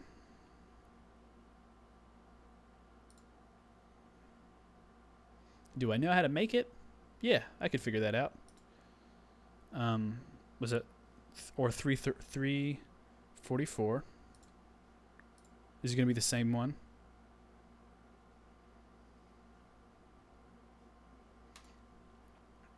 These are all pretty simple, actually.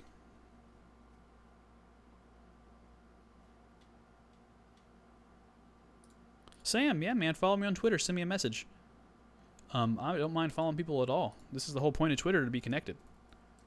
So, if you can just send me a message on Twitter, I'll be able to find you really quick. It should be really easy.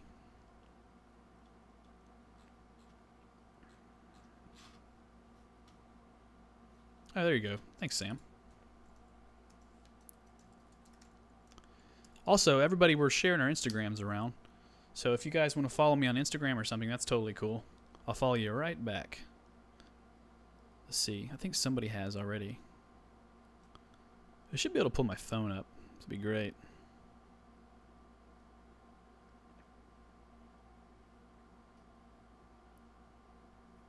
Just checking my phone right now, so give me a second.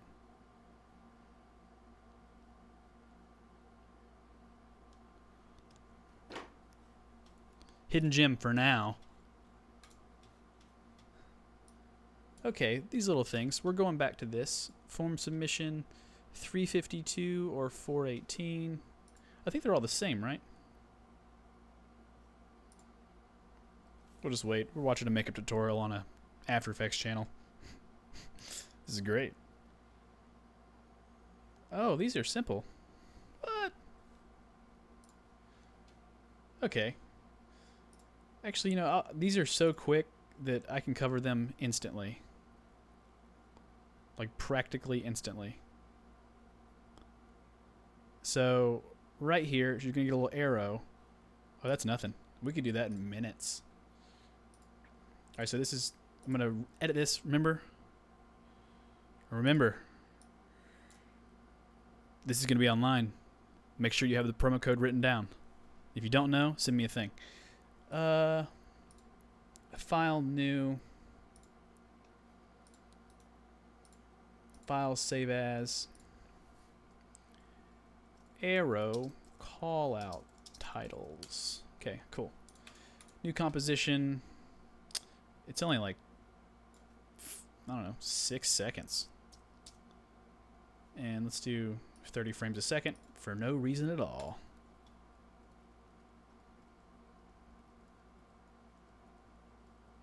Oh, Sam, you're completely right. Lower thirds are the jam. And Sam, let me know if you've seen my gaming lower thirds yet. I've been pulling the project up here in the stream, and it's pretty cool so far. I'll be releasing it fairly soon. So they go in. Das Vidania knows. Getting tacos. Let's see. And what does the outro look like? It's just the reverse. Okay. So, okay, we got our new project open. We're going to be making these little arrow things, but we need one thing. Now, if you have Adobe After Effects, you should have Adobe Illustrator. How do I place it? Sam. All right, guys, we'll take a small break from this so I can show Sam the project. So, open recent. This is my demo L3. So, yes, save the project. So, basically, I've developed this gaming lower thirds project where you can easily change the colors and the pictures. So basically there's a controller inside of here that we can turn the backgrounds off. We can change the background color to green for no reason. We can change the top color to purple for no reason. We can change all the text. You can change your logo to circle or square, and you can quickly change this stuff. So let's logo here. I'm still working on the organization of the project, but once it's released, it'll be completely organized. It'll look, yes, Das Vidania, I will make sure it works for CS6. I have to do some down converting, but I will make sure it works. All right, so just give me a little time, so I'm still making some things work for this thing. And also, you can change the opacity, so that, let's say, the background opacity down to like this. So it's pretty cool with the controller. Look at that, that looks awesome. Going to L3 bottom. Let's change the thing to No Man's Sky. And I think the font is Century Gothic.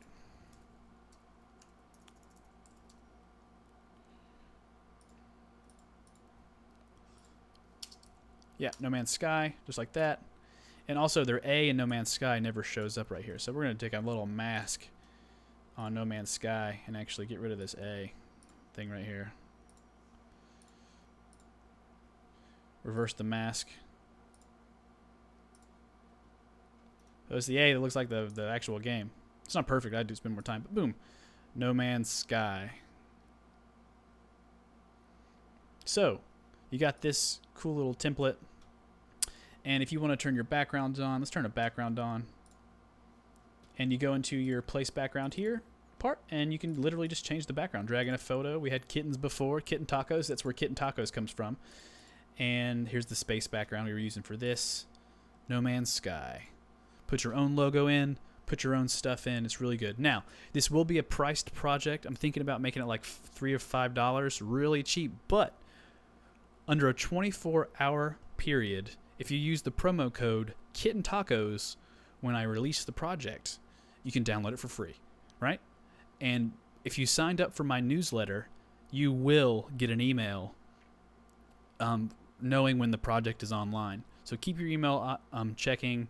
Check your spam folder just in case the first email that I send out goes to your spam folder. But and also I'll post a video the same day about this project and a video tutorial on how to make some of these elements. So how to make this little thing that pops up on the bottom. So I'll play this out real quick. So this goes up like this. The letters come up and the logos pop out. This pops out, and this is just some cool stuff. So if you want to make some really cool, like, I see IGN, I see GameSpot make these really cool things. I'm like, let's make this. Let's everybody have this. And there's also an out transition for both these animations. But yeah, so Kitten Tacos lets you download it for free for the first 24 hours to put the project up. But after that, the store, the profits will be used to support this channel, to make more project files so we can do more free stuff like that.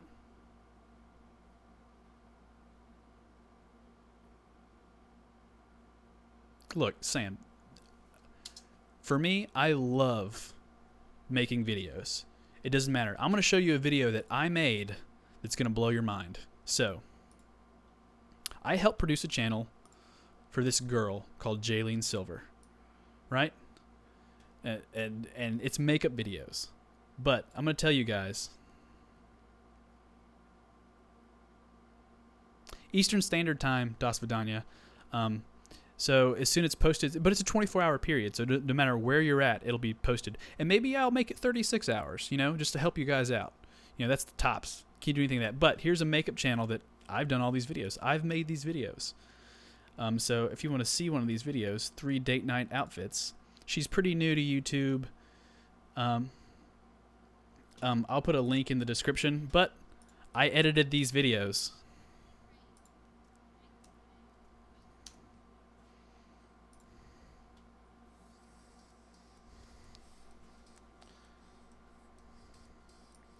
So at the end of the day, I like making videos. That's it. Doesn't matter what they are, except for stuff that's not safe for children. I won't make those videos. But you can see that this animation right here that pops out, this little animation that pops out right here is the same animation as my logo opener. So if you look at one of my videos,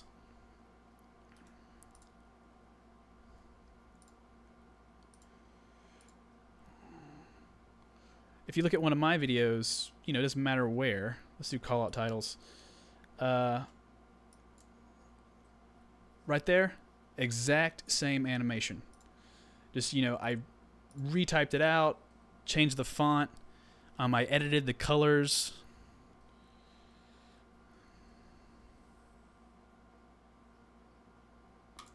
Just like that. And it was really simple. And on the store,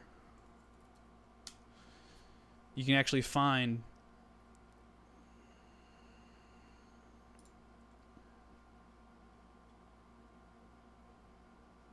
what's scaly, Khalid? For what? Yeah, you can find this logo right here. Here's the My Freaking Logo animation.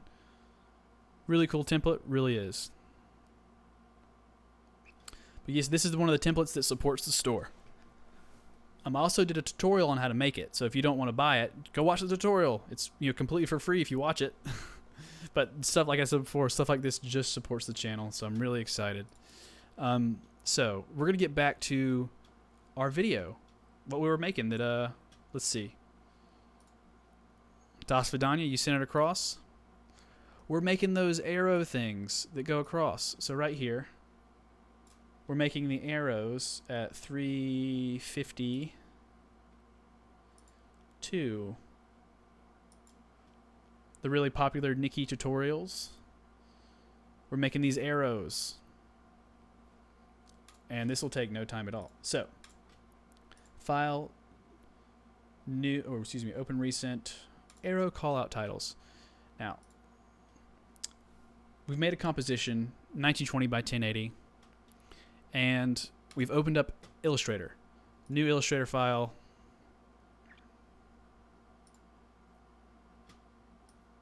Come on. And we've opened up an Illustrator project. Come on, over there. And what we're going to do is draw some stuff. Yeah, you're right. It's very simple through scale. It was a lot of it's based on scaling, some graph parameters, but it's really easy to make, which is really awesome. And that's why I made a tutorial about it. And some effects are some of the easiest stuff to make, honestly. So first, we're going to make these arrows. So we're going to draw an arrow out with the paintbrush inside of Illustrator. And we'll just make the end point like that. And do I don't know, what does it look like? That was kind of cool. Do another layer. New layer, and we'll do the other part of the arrow. That looks pretty good. Go here. Go to the stroke portion, or is it around here somewhere? Here it is. And the 5-point round options inside of Illustrator. Click this thing right here, which makes it that dirty looking stroke. And do the same thing for this other stroke. This one right here. And we can also go into here and actually change it to this, which does that. Click on this, change it to this, which is like it's small at the end, fat in the middle. It does that. So we now have the arrow. So, really simple. File. Save. Let's call it, where's this stuff? We'll just save it to the desktop, doesn't matter. Untitled. Okay, and remember to make sure that your layers are 2 separate layers. That's the only thing you need to remember. Now, inside of After Effects, we will bring that project in.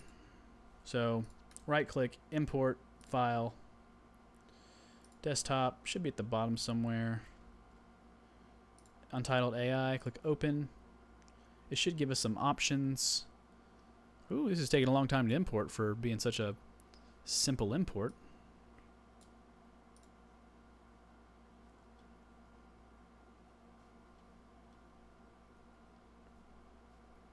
Oh my goodness. Oh, here it is. This little thing right here, import as footage, composition, layer size. Where is it? Composition, yes, yes, yes. Layer size, click OK. And boom, we have these 2 different layers inside of After Effects. Now if we turn this little button on right here, boop, they remain vectors, so they'll stay nice and clean. So,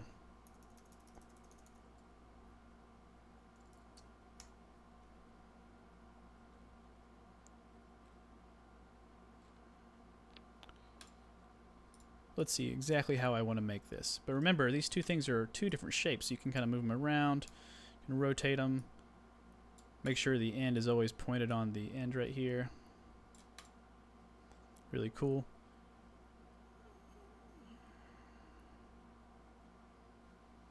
And hold on, I gotta check my email real quick.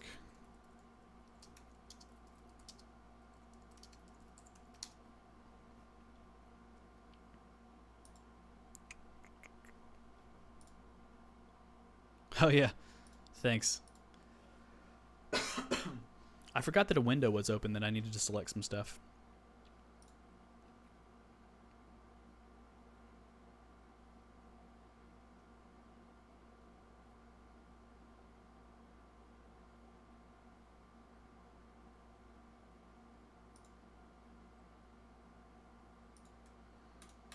I'm pretty sure if we take this and we draw this, it's been a little while since I did this effect, so give me 1 second.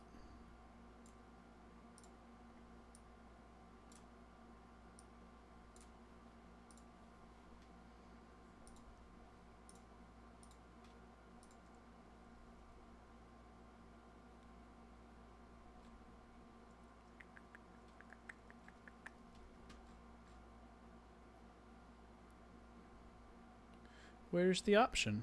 There it is.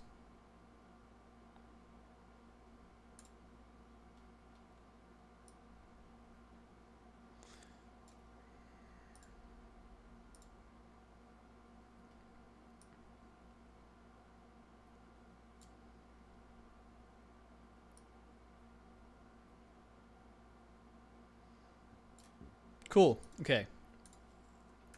All right, so I have remembered how to do this. All right, so once you have your 2 layers in, once you've brought them in from Illustrator, you need to make them kind of stroke themselves on. So what we're going to do is actually draw a mask on this layer. So layer 2 is our larger stroke one. And we will take our mask and just draw onto it. So start here with our mask, our little pen tool, make sure you're selected, and start drawing a mask. It's literally just going to be a one-line shape, though, so really simple. Draw your mask. And honestly, in Illustrator, you probably should make these a little larger, you know, but we're making sure this line follows this perfectly for the most part. Bring this one down, and bring this here, and bring that here. Cool. Next, what we're going to do is type stroke and effects and presets. Generate stroke. Drag it onto layer 2. Turn our background off. We can still see the stroke inside of it, which is good. Brush size, make it huge. It doesn't matter because of this one.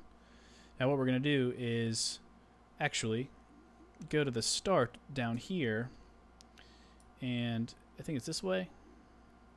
Okay, go to the end and drag it down to 0. Keyframe it to on the end at 0. And then down, you know, this is 10 frames 1 second. Right here, take the end and make it right here. Click U on your keyboard on your layer to see the keyframes we just created. And right click, keyframe assistant, easy ease. And what we can do, zoom out and we can go in here and actually make them a little more dynamic with the graph editor. Just a little bit. Cool. Now what we're going to do is go to Paint Style and go to Reveal Original Image. Just click off and we can see that it draws itself on. Now to get rid of it, go down your timeline to like 4 seconds. Go to Start, keyframe it, and then go down again to 5 seconds, I guess, and do the end all the way to 100. And that should get rid of it for us. Just like that. Click U, right click, easy ease. Now let's go to our graph editor. And we have these. And you repeat the same process for the top. You stretch these out a little bit to make it a little longer. Now what we'll do is really quickly make the same thing for the other one. But this one will be a lot easier because it's so small. So that, and that. Go to stroke, drop it onto our layer. Let's do it red so we can actually see the stroke. Make the brush size really big. So remember, anything that's under this brush gets revealed. So if you make it really tiny and go to Reveal Original Image, it only shows where the stroke is. So if you increase the stroke size, it'll show more of your original image. Right? Then right here, it finishes. And then this needs to start. And it doesn't matter which one we do, start or the end. So we'll do the start down to here. And then right there. Click U. We've created these two keyframes with a start and end by, clicking this little keyframe thing. And we can actually do easy ease because this is going to be so small you won't even know. And then after this goes away, we want this one to start going away here. So click Start and go down your timeline and get rid of it. Click U on your keyboard to show what we just made. Easy ease.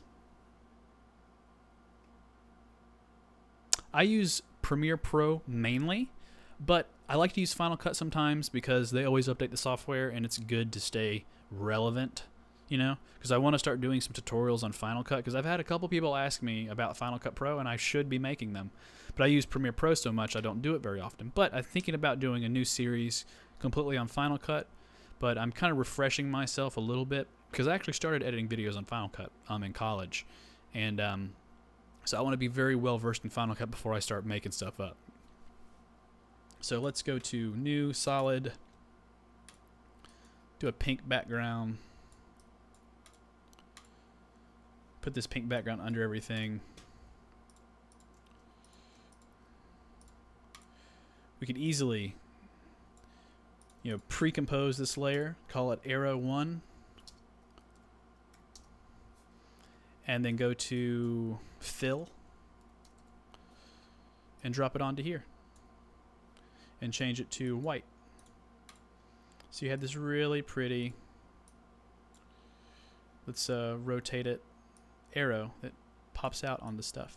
And to make this project a little more cleaner, we can go into here, actually grab this tool right here, region of interest, and crop it around here, which does this. And then go to Composition, Crop to Region of Interest, which makes our composition the exact size we need it to be for this little animation. Then we can go to composition, trim comp to work area to trim our composition to the exact size we need it to be. Don't worry about Final Cut, believe me. With the right Windows machine, you know, a good GPU, editing videos on Premiere is like the jam. So don't worry about it. Yeah, now we have this cool little arrow.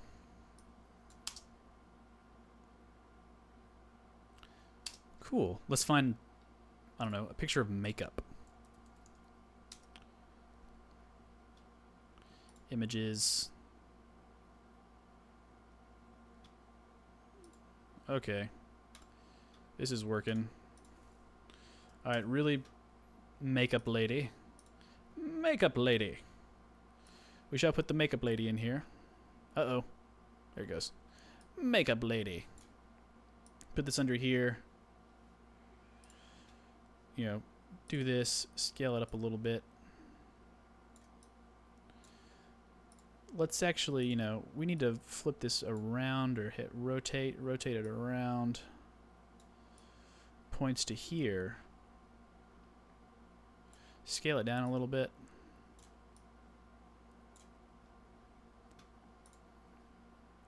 Let's go to brightness and contrast.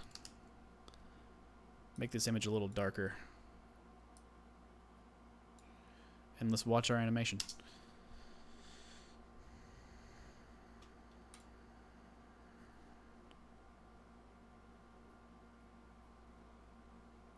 For me, Premiere has been the best. You know, I've used it the most. It's so fluid. You know, the way it integrates with After Effects and all the other software, it's really easy to use for me. I love the straightforwardness. It's not the software doesn't try to be too fancy. It doesn't try to do anything like that. It just works. Obviously, it has problems. I have had plenty of problems with Premiere, but everybody has problems with software. They all malfunction at some point in time because they're always trying to update it. Yeah, so here's your arrow animation we went over. Really simple. Maybe I'll make a pack, you know, 20 different arrows, and we can put it in the store or something like that. I think that'd be a great idea.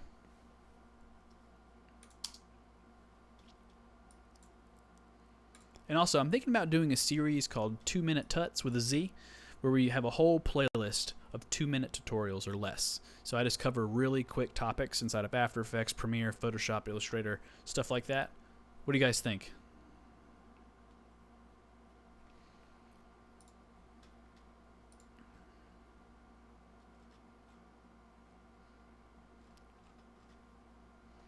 I'm listening to Metallica right now, and it's like intense. I'm a big metalhead, actually.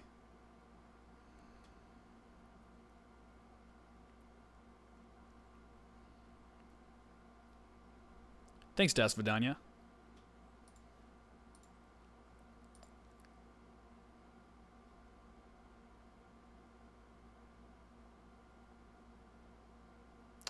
Alright, we got another tutorial coming through from Das Vidania. Please scroll to 125 and 202 to see example. 2 different video examples attached, reference number 2, reference number 1, 125 and 202. Let's check this out. All about the makeup stuff today. It's pretty awesome. 125 and 202. So 125.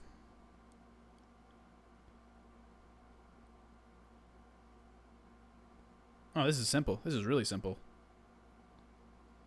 And 202.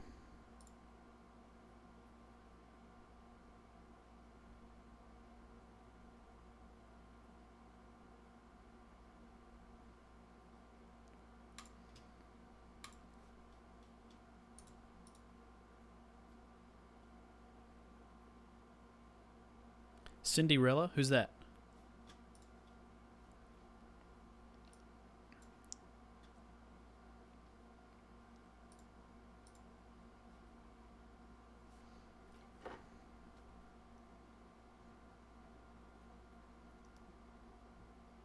But yes, I think I'm going to be releasing my first 2-minute tutorial tonight, maybe, because they're so easy to make for me. They're really quick. And...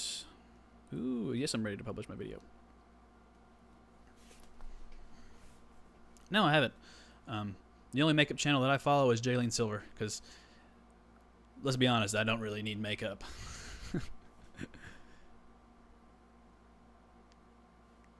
Oh yeah, you know, are you talking about the little like push-in effect with different videos? That might be a little longer than 2 minutes, and I can actually do it right now. It's a really simple effect. Okay, so we will pull up the mic that I'm using right now. We're gonna go to, let's go to a new incognito window. Like my background, it's all graffitied. B&H photo. I always get my stuff from B&H because I mean it's here in New York, which is really great. And I use a Audio Technica AT2020. So it's a really relatively cheap microphone. I use a USB interfaced one. Now you can use a cardioid condenser. So this is the cheaper version, and it comes with it plugs in with an XLR cable. But maybe this is a good giveaway item for the tutorial channel. Honestly, this is only $99. It's right in my budget for my first, every 1,000 subscribers. Because once we hit 10,000, I'll start getting more expensive items. But this is a great starter kit. So good item on the list for maybe a giveaway. But down here is a USB version somewhere, the one that I use. It's instead of a XLR cable plug-in, it's a USB. Let's type USB. It's in here somewhere. Let's find it. But I mean, if you don't have a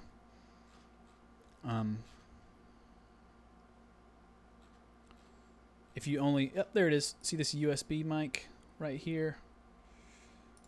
It's right there. See the USB one right there? That's the one we're looking for. This is what I use. But I have it on a mic stand right now, and I have a pop guard. So if I do that noise, it's not too bad. So, USB AT2020 USB. Okay, let's look for that.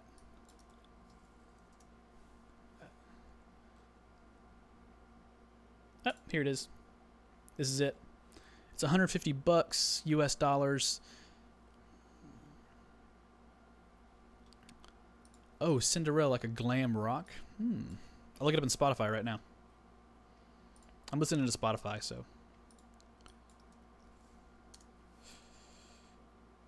I think I found him.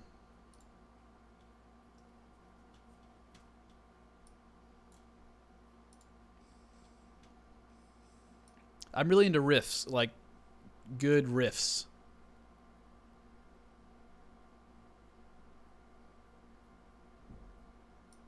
The Rode Studio mic. Can you, so Rode. And I'm listening to Cinderella right now, by the way.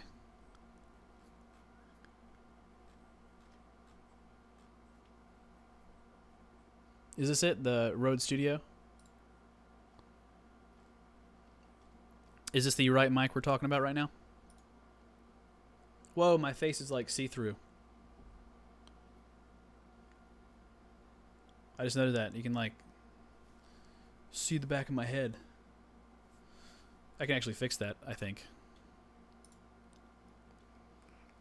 Get a chroma key and turn it down a little bit.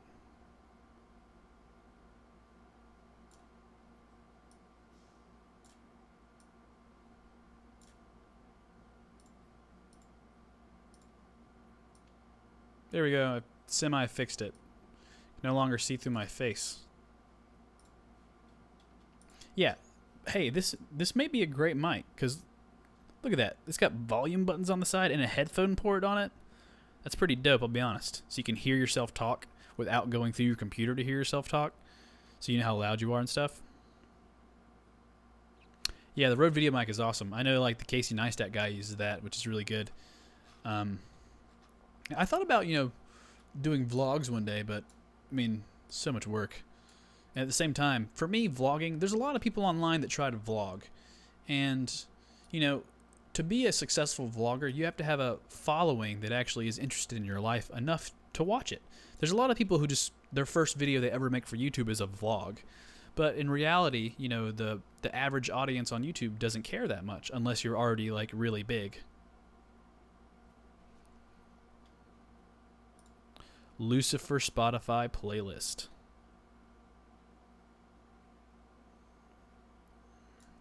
I'll look it up. I don't care. Sounds pretty evil.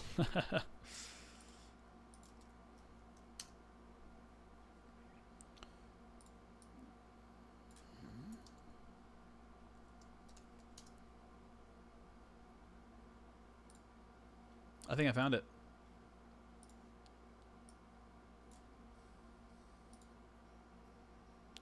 I'm listening to Big Space Boogie. Is this it?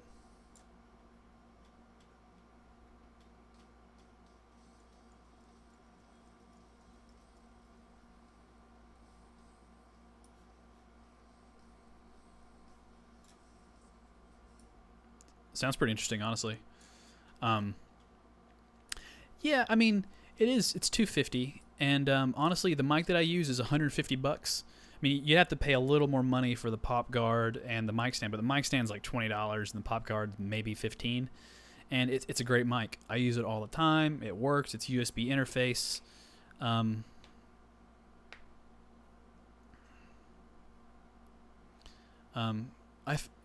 Das Vidani, this is not the playlist you're talking about, but I found one called Lucifer's Playlist. Lucifer. Let's see if I can find. Let's try it again. Is this it? Tell me 1, 2, or 3.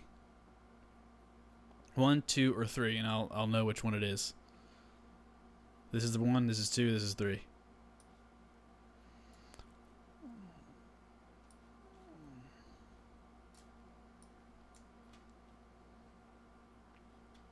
Ah, smart. That'll probably help me out.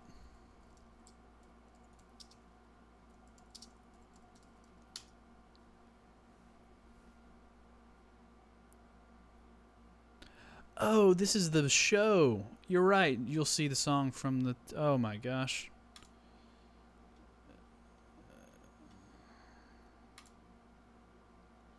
Open up in Spotify.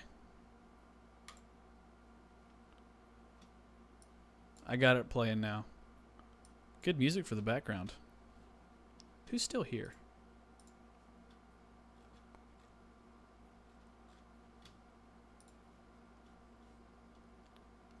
Yeah. I need to get the green screen thing a little better. There's like artifacts inside the video and it's really annoying. Okay.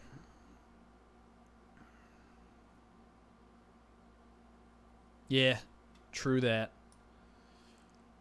I use a Blackmagic production camera right now for all my filming. So Sony camera, and it's like a GoPro. So is there a specific model name, like Sony Live or something? Because there's a lot of different Sony cameras out there. Yeah, I use a Blackmagic camera. It's a little more expensive, but I use it for filming actual films. So Blackmagic Design, it's a great camera. Hey, they got a new product update, but these guys make some wicked good cameras. And for the...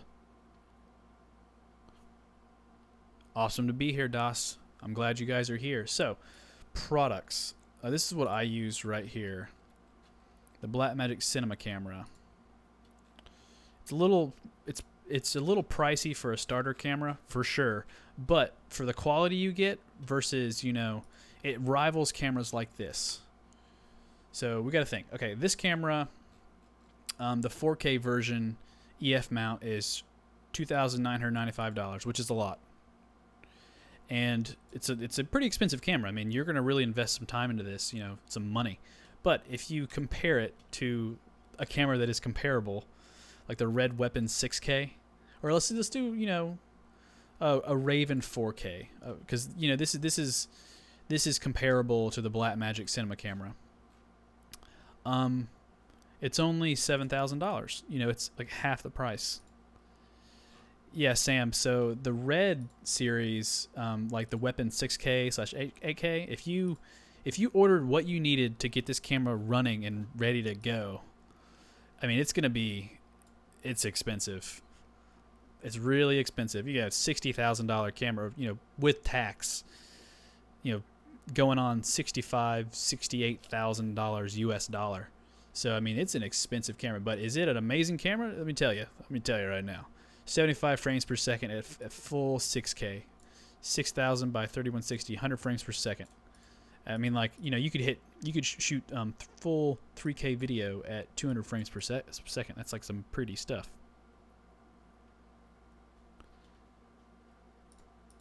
DOS, you're correct. Student versions. All my apps have popped up. It doesn't matter anymore. Yeah, but believe me, I work at a studio in New York City. I'm trying to get us to invest in one of these cameras, and if we invest in it and we get it, which I won't be paying for it, it's way too expensive. But you know, if work gets it, we will be doing a lot of videos about the workflow of this camera. Which, hey, maybe if Red sees this live stream, maybe they'll give me one. Give me one. That'd be great. I'm not gonna say no, am I? Come on, guys. But yeah, so we got Blackmagic Design, really great cameras. I've actually got a YouTube video. Let's see. Yeah, so I got a YouTube video right here. Let's see. Go to my videos. The Blackmagic Production 4K review. Hey, there's an ad. What wonderful. Ads are good. Ads are good. Help me out. So we got this video right here. Filmed in 4K, just like is my first film tech I did. You know, I want to do more techie videos once I get more equipment to accumulate, and if it's a demand, if people like my reviews of tech products, I'll do more videos like that. But yeah, I reviewed the camera that I use, and it's pretty good. What else was I thinking of? There's something else, I forget. But yeah, this is the Blackmagic Design camera right here. Good product. I've had a couple problems with it, like I have an overheating problem, but I mean, everything has problems. I mean, I call Blackmagic. I had a problem with the camera one time, and they replaced the camera completely for free, sent me a new one within a week, which is really great. But yeah.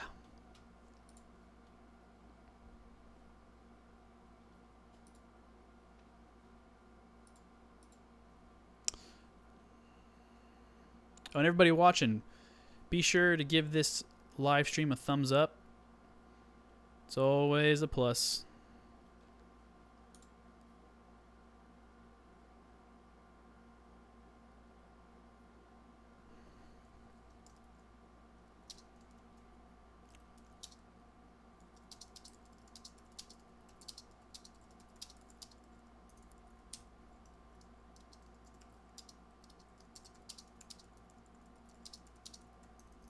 I'm typing something out.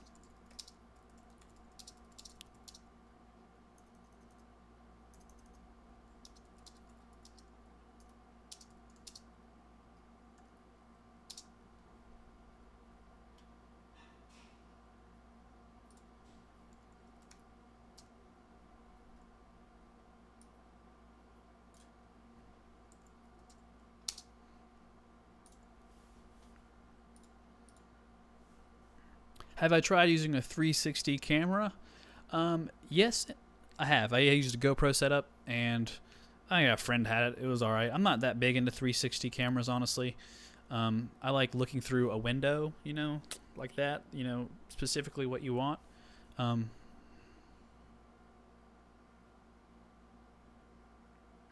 know, honestly, with a Canon 550D Mark III, it's an awesome camera. It is. I'm Sam. And you can make it look awesome. I mean, believe me, you can shoot with the DSLR, but with a couple editing techniques, you can give an image such a cinematic look just through a little couple tricks in editing. You know, I did the same thing with a couple of my videos. So if we pull up one of the videos I filmed with the Blackmagic Cinema camera, I mean, when it comes out blank, I mean, it doesn't look all that special. So if we go to my channel and look at a video that I did a little while back in Coney Island, I mean, hey, another ad. So I filmed this in Coney Island. I'll send it across so you guys can look. The cinema from this video was created through the editing. So, you know, all the footage I could show you some of the raw footage. It doesn't look.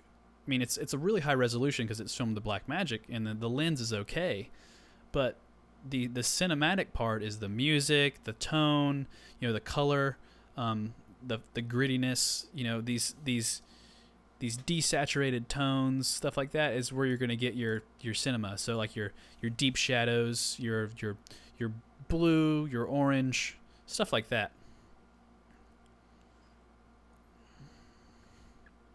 So I mean, feel free, Sam, if you have any footage left over from your 550D, some stocky looking footage, send it to me. I'll show you how to make it look cinematic.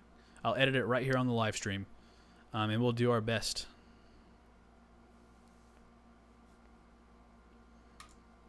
What's lagging, the live stream or the thing? Oh, yeah.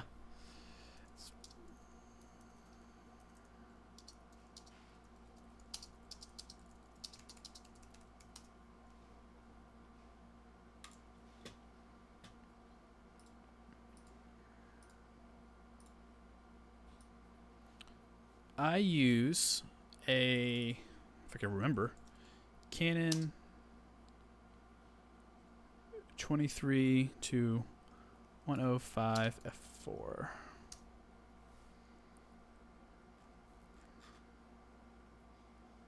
Let me look this lens up. I can't remember. Canon L 23 to 105. Here it is. Found it.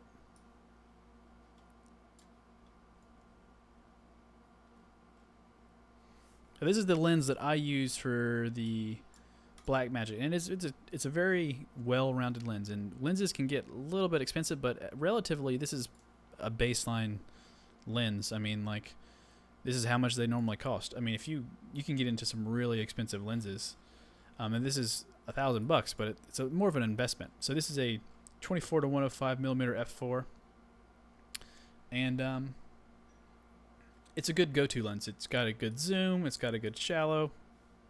It works for a go-to. So when I'm filming in Coney Island or some location, I can use one lens and get every shot I need, instead of you being stuck to a certain focal length or something like that. Because when you're looking at Cine Prime lenses,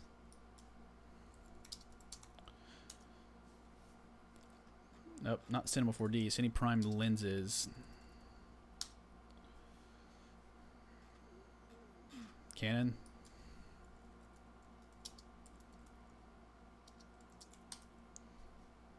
There we go. When you're looking at these really mega expensive lenses,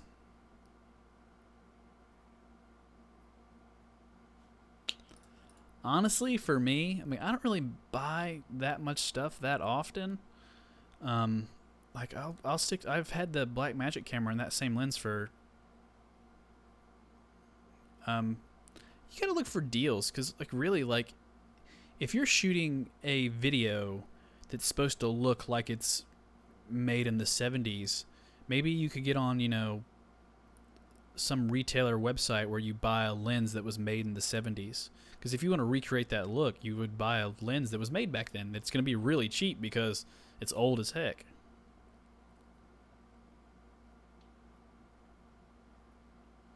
So Sam, I think it filters it out like spam. I turned the option off, but like in my fan thing, automatically block spam messages. I turned the option off so people could send links, but it's still not letting it. I'm gonna figure it out on the side so next time we can get it working. But until then, I'm not sure, honestly. I'll figure it out for sure. But back to my point. So, like, I worked on a couple different film sets and stuff like that, and like you have the DP, and he's like, "Hey, I need the 85," and he's using a 35. I need the 85 millimeter. Basically, what he's saying is, I need a lens to zoom in with. I need to be closer. He's not actually really changing much. He just needs to zoom in. So you got your Canon Cinema Prime EF5 lens promotion kit, only $22,000, only.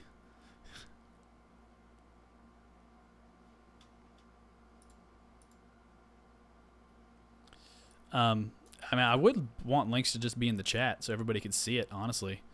Oh yeah, so Sam, you can either send it through my contact page or you can DM me on YouTube. Either one works for me. I'll look at my direct messages right now, actually. And let me know if the stream has gotten better. I've closed out a bunch of stuff, so we should be good to go.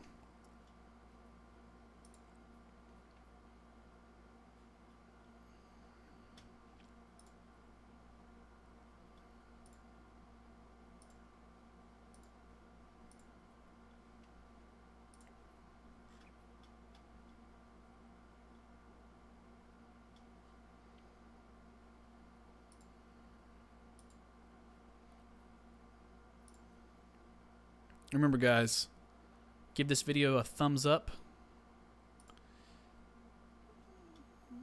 to get some more people in here.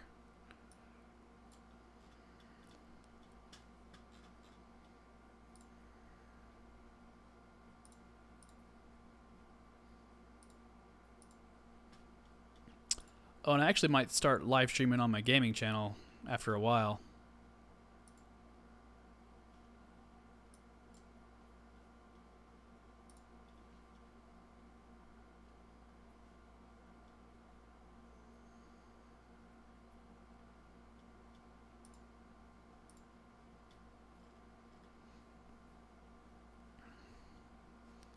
So I think we covered a bunch of topics today, so I'm going to go over real quick if anybody's still hanging around.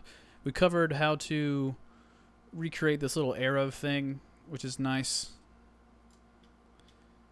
And let's see, we did the DV tut. Save the changes. I'll be putting this on the store. Everybody knows the promotional code, I hope by now. But yeah, I'll be templatizing this, making it where you can make it your own. And yeah, we'll be making that. I'll have that on the store here next in the next couple days. Make sure you're subscribed to my newsletter so you can get the update when I post the video and post the link. Also, we went over my gaming lower thirds template. Really simple, cool template that's going to be going on the store. I'll also be putting out a promotional code for this. Yeah, this is the one with the promotional code. Yeah, so you can download it for free. Das Vidania's got it. I don't think we'll be using all caps though. We'll be able to download this for free for 24 hours. And then we have the K effect, which a while back, Danny asked how to make this effect. I got rid of the stroke. It's a Cap Christian thing that he's did before, where this picture gets revealed through like an ink-looking thing, and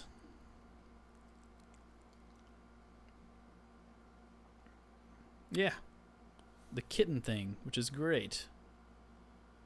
Really cool effect, really simple to make. And finally, we have our Stranger Things intro template. V2. So basically, I made a tutorial today, it's on my channel right now, on how to customize this template to your own liking. So just to give you a little insight, you can quickly go into like every other template that I make. You can control the colors. Let's make it blue. Make the glow green. Make the text color yellow. I don't know why I keep choosing these colors. We can actually go into this part right here and quickly change it to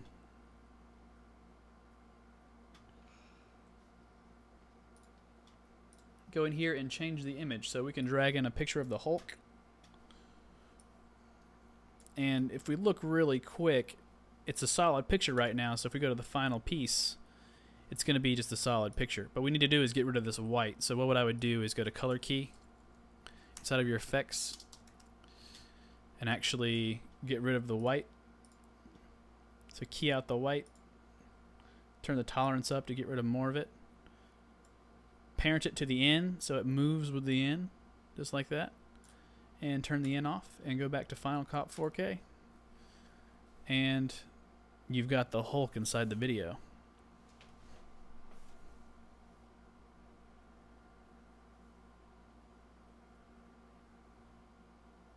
Sam, some sort of motion graphics. I just need an example. I need you to send me an example because motion graphics is a very, very vague term. I'm about doing some more effects as long as you guys send me an example.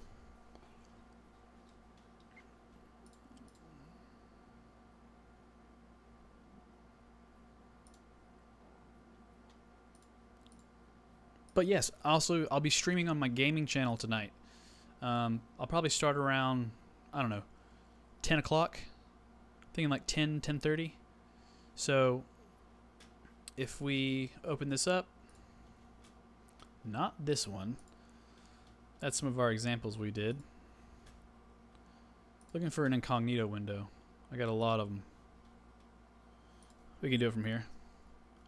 So youtube.com.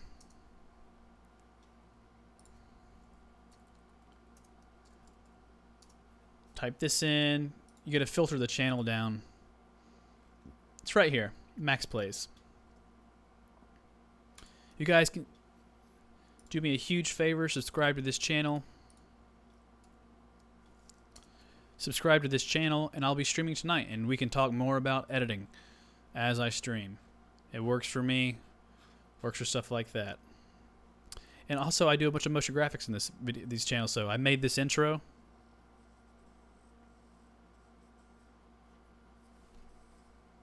Ooh, made this animated intro right here. Really, actually, pretty easy to make. We could always cover that one day too. Request, Das Vidania, Sam. Okay, Sam. Yeah, that's fine. Just honestly, just Google some stuff, write a couple links down, and send them to me. And in the next stream, which should be Sunday, next Sunday, we'll be covering a lot of new topics. So I'll probably stream for hours. I don't really care. I'll probably start like 4 and go from there. We've been streaming for, dang, 2.5 hours, and before I accidentally stopped. Hold on. I'll do it. Live counts.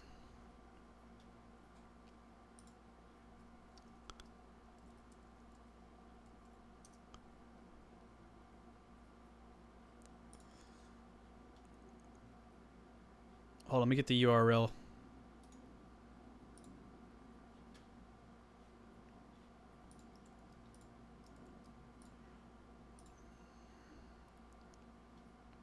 Hey, there it is.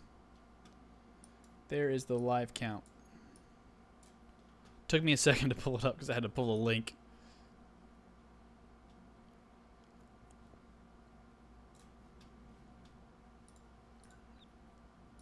But DOS, make sure you're subscribed to this channel because I'll be streaming tonight.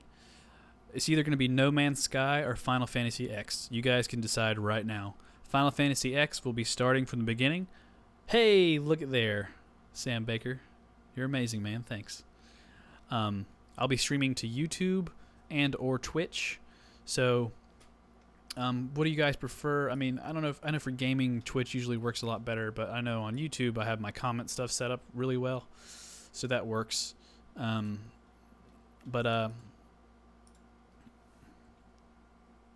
I lost somebody. I got into somebody back. That's so mean. So I actually have a Twitch channel right here for Max Plays. It's a nice little channel. I got 202 followers, which is pretty cool. But yeah, I got it all set up for the Twitch stuff. And then I got Ridgeway 411. Go to channels, which right now I just started it, so I'm gonna do some creative tutorials on Twitch too, because I know there's a huge community there where Twitch creative, where they do a bunch of creative stuff. Right now YouTube is just geared for gaming, but I'll be streaming to both. And I can actually set it up where I stream to both at the exact same time. I'm not doing it today, but DOS.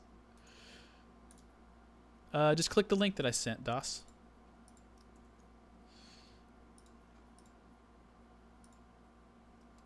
So, to record my gameplay from my PS4, I use a Elgato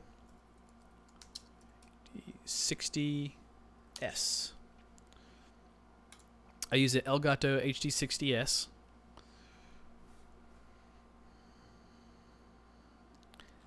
And, yeah, and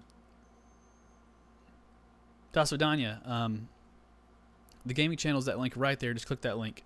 I use the Elgato HD60S. I actually have an older version of the Elgato, but it's pretty good software. But for streaming from my computer, I'm using OBS. So for streaming software like this, stream. So I use software called Open Broadcast Software. It's completely free. Works on Mac, works on Windows. It works better on Windows. They always do. And Macs works pretty good. So this is really great software for streaming. And I use I actually could tell you about the software I use to record my tutorial videos, which is completely different.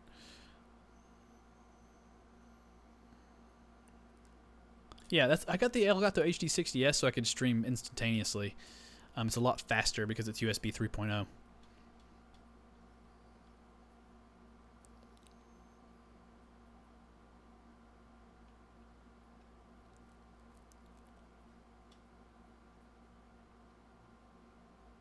Yeah, I use OBS because the Elgato HD software for Mac is not that great. It's way better on PC by far. So much stuff, more you can do. But luckily, we can see on the Mac version of OBS, which is infinite. Oh, that's confusing. It works. I mean, it streams really well. Ooh, that looks weird. But yeah. Thanks, Das. I'll be streaming tonight. We can chat more. Whoa, there's my... I just saw my stream on the thing, and there's a little bit of a delay. But, yeah. Alright, guys. But I think I'm going to call it quits for tonight. Or today for the tutorial. Oh, have I heard of Dan Bull? Who's Dan Bull? I'll answer that question before we go. I'll Google it. Dan Bull. He makes awesome gaming rap vids. Okay, Overwatch Epic Rap. Found that really quickly.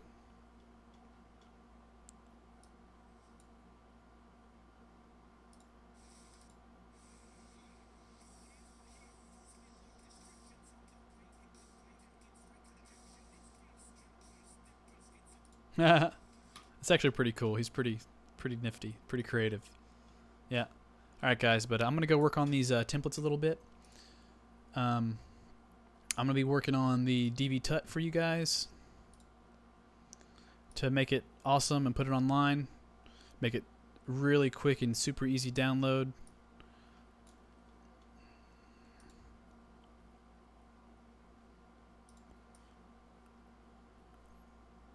I'm trying to think. Did I just say what kind of promo code I was going to use for this? We've talked about a lot of stuff over the past 2 hours, I'll be honest.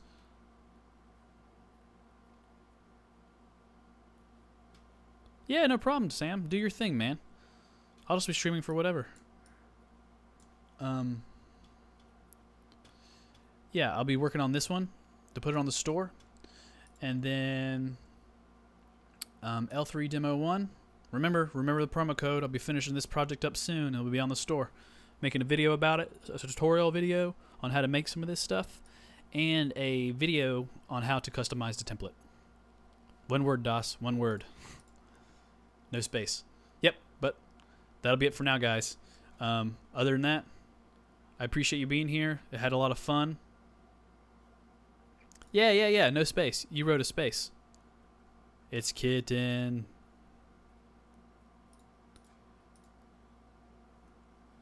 No caps.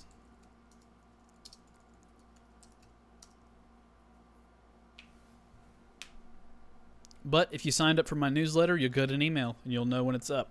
And also, I mean, if you check the channel every now and then, you'll see published stuff. So when I publish the how to customize the template, that's when I'll put the product up and make the promo code live.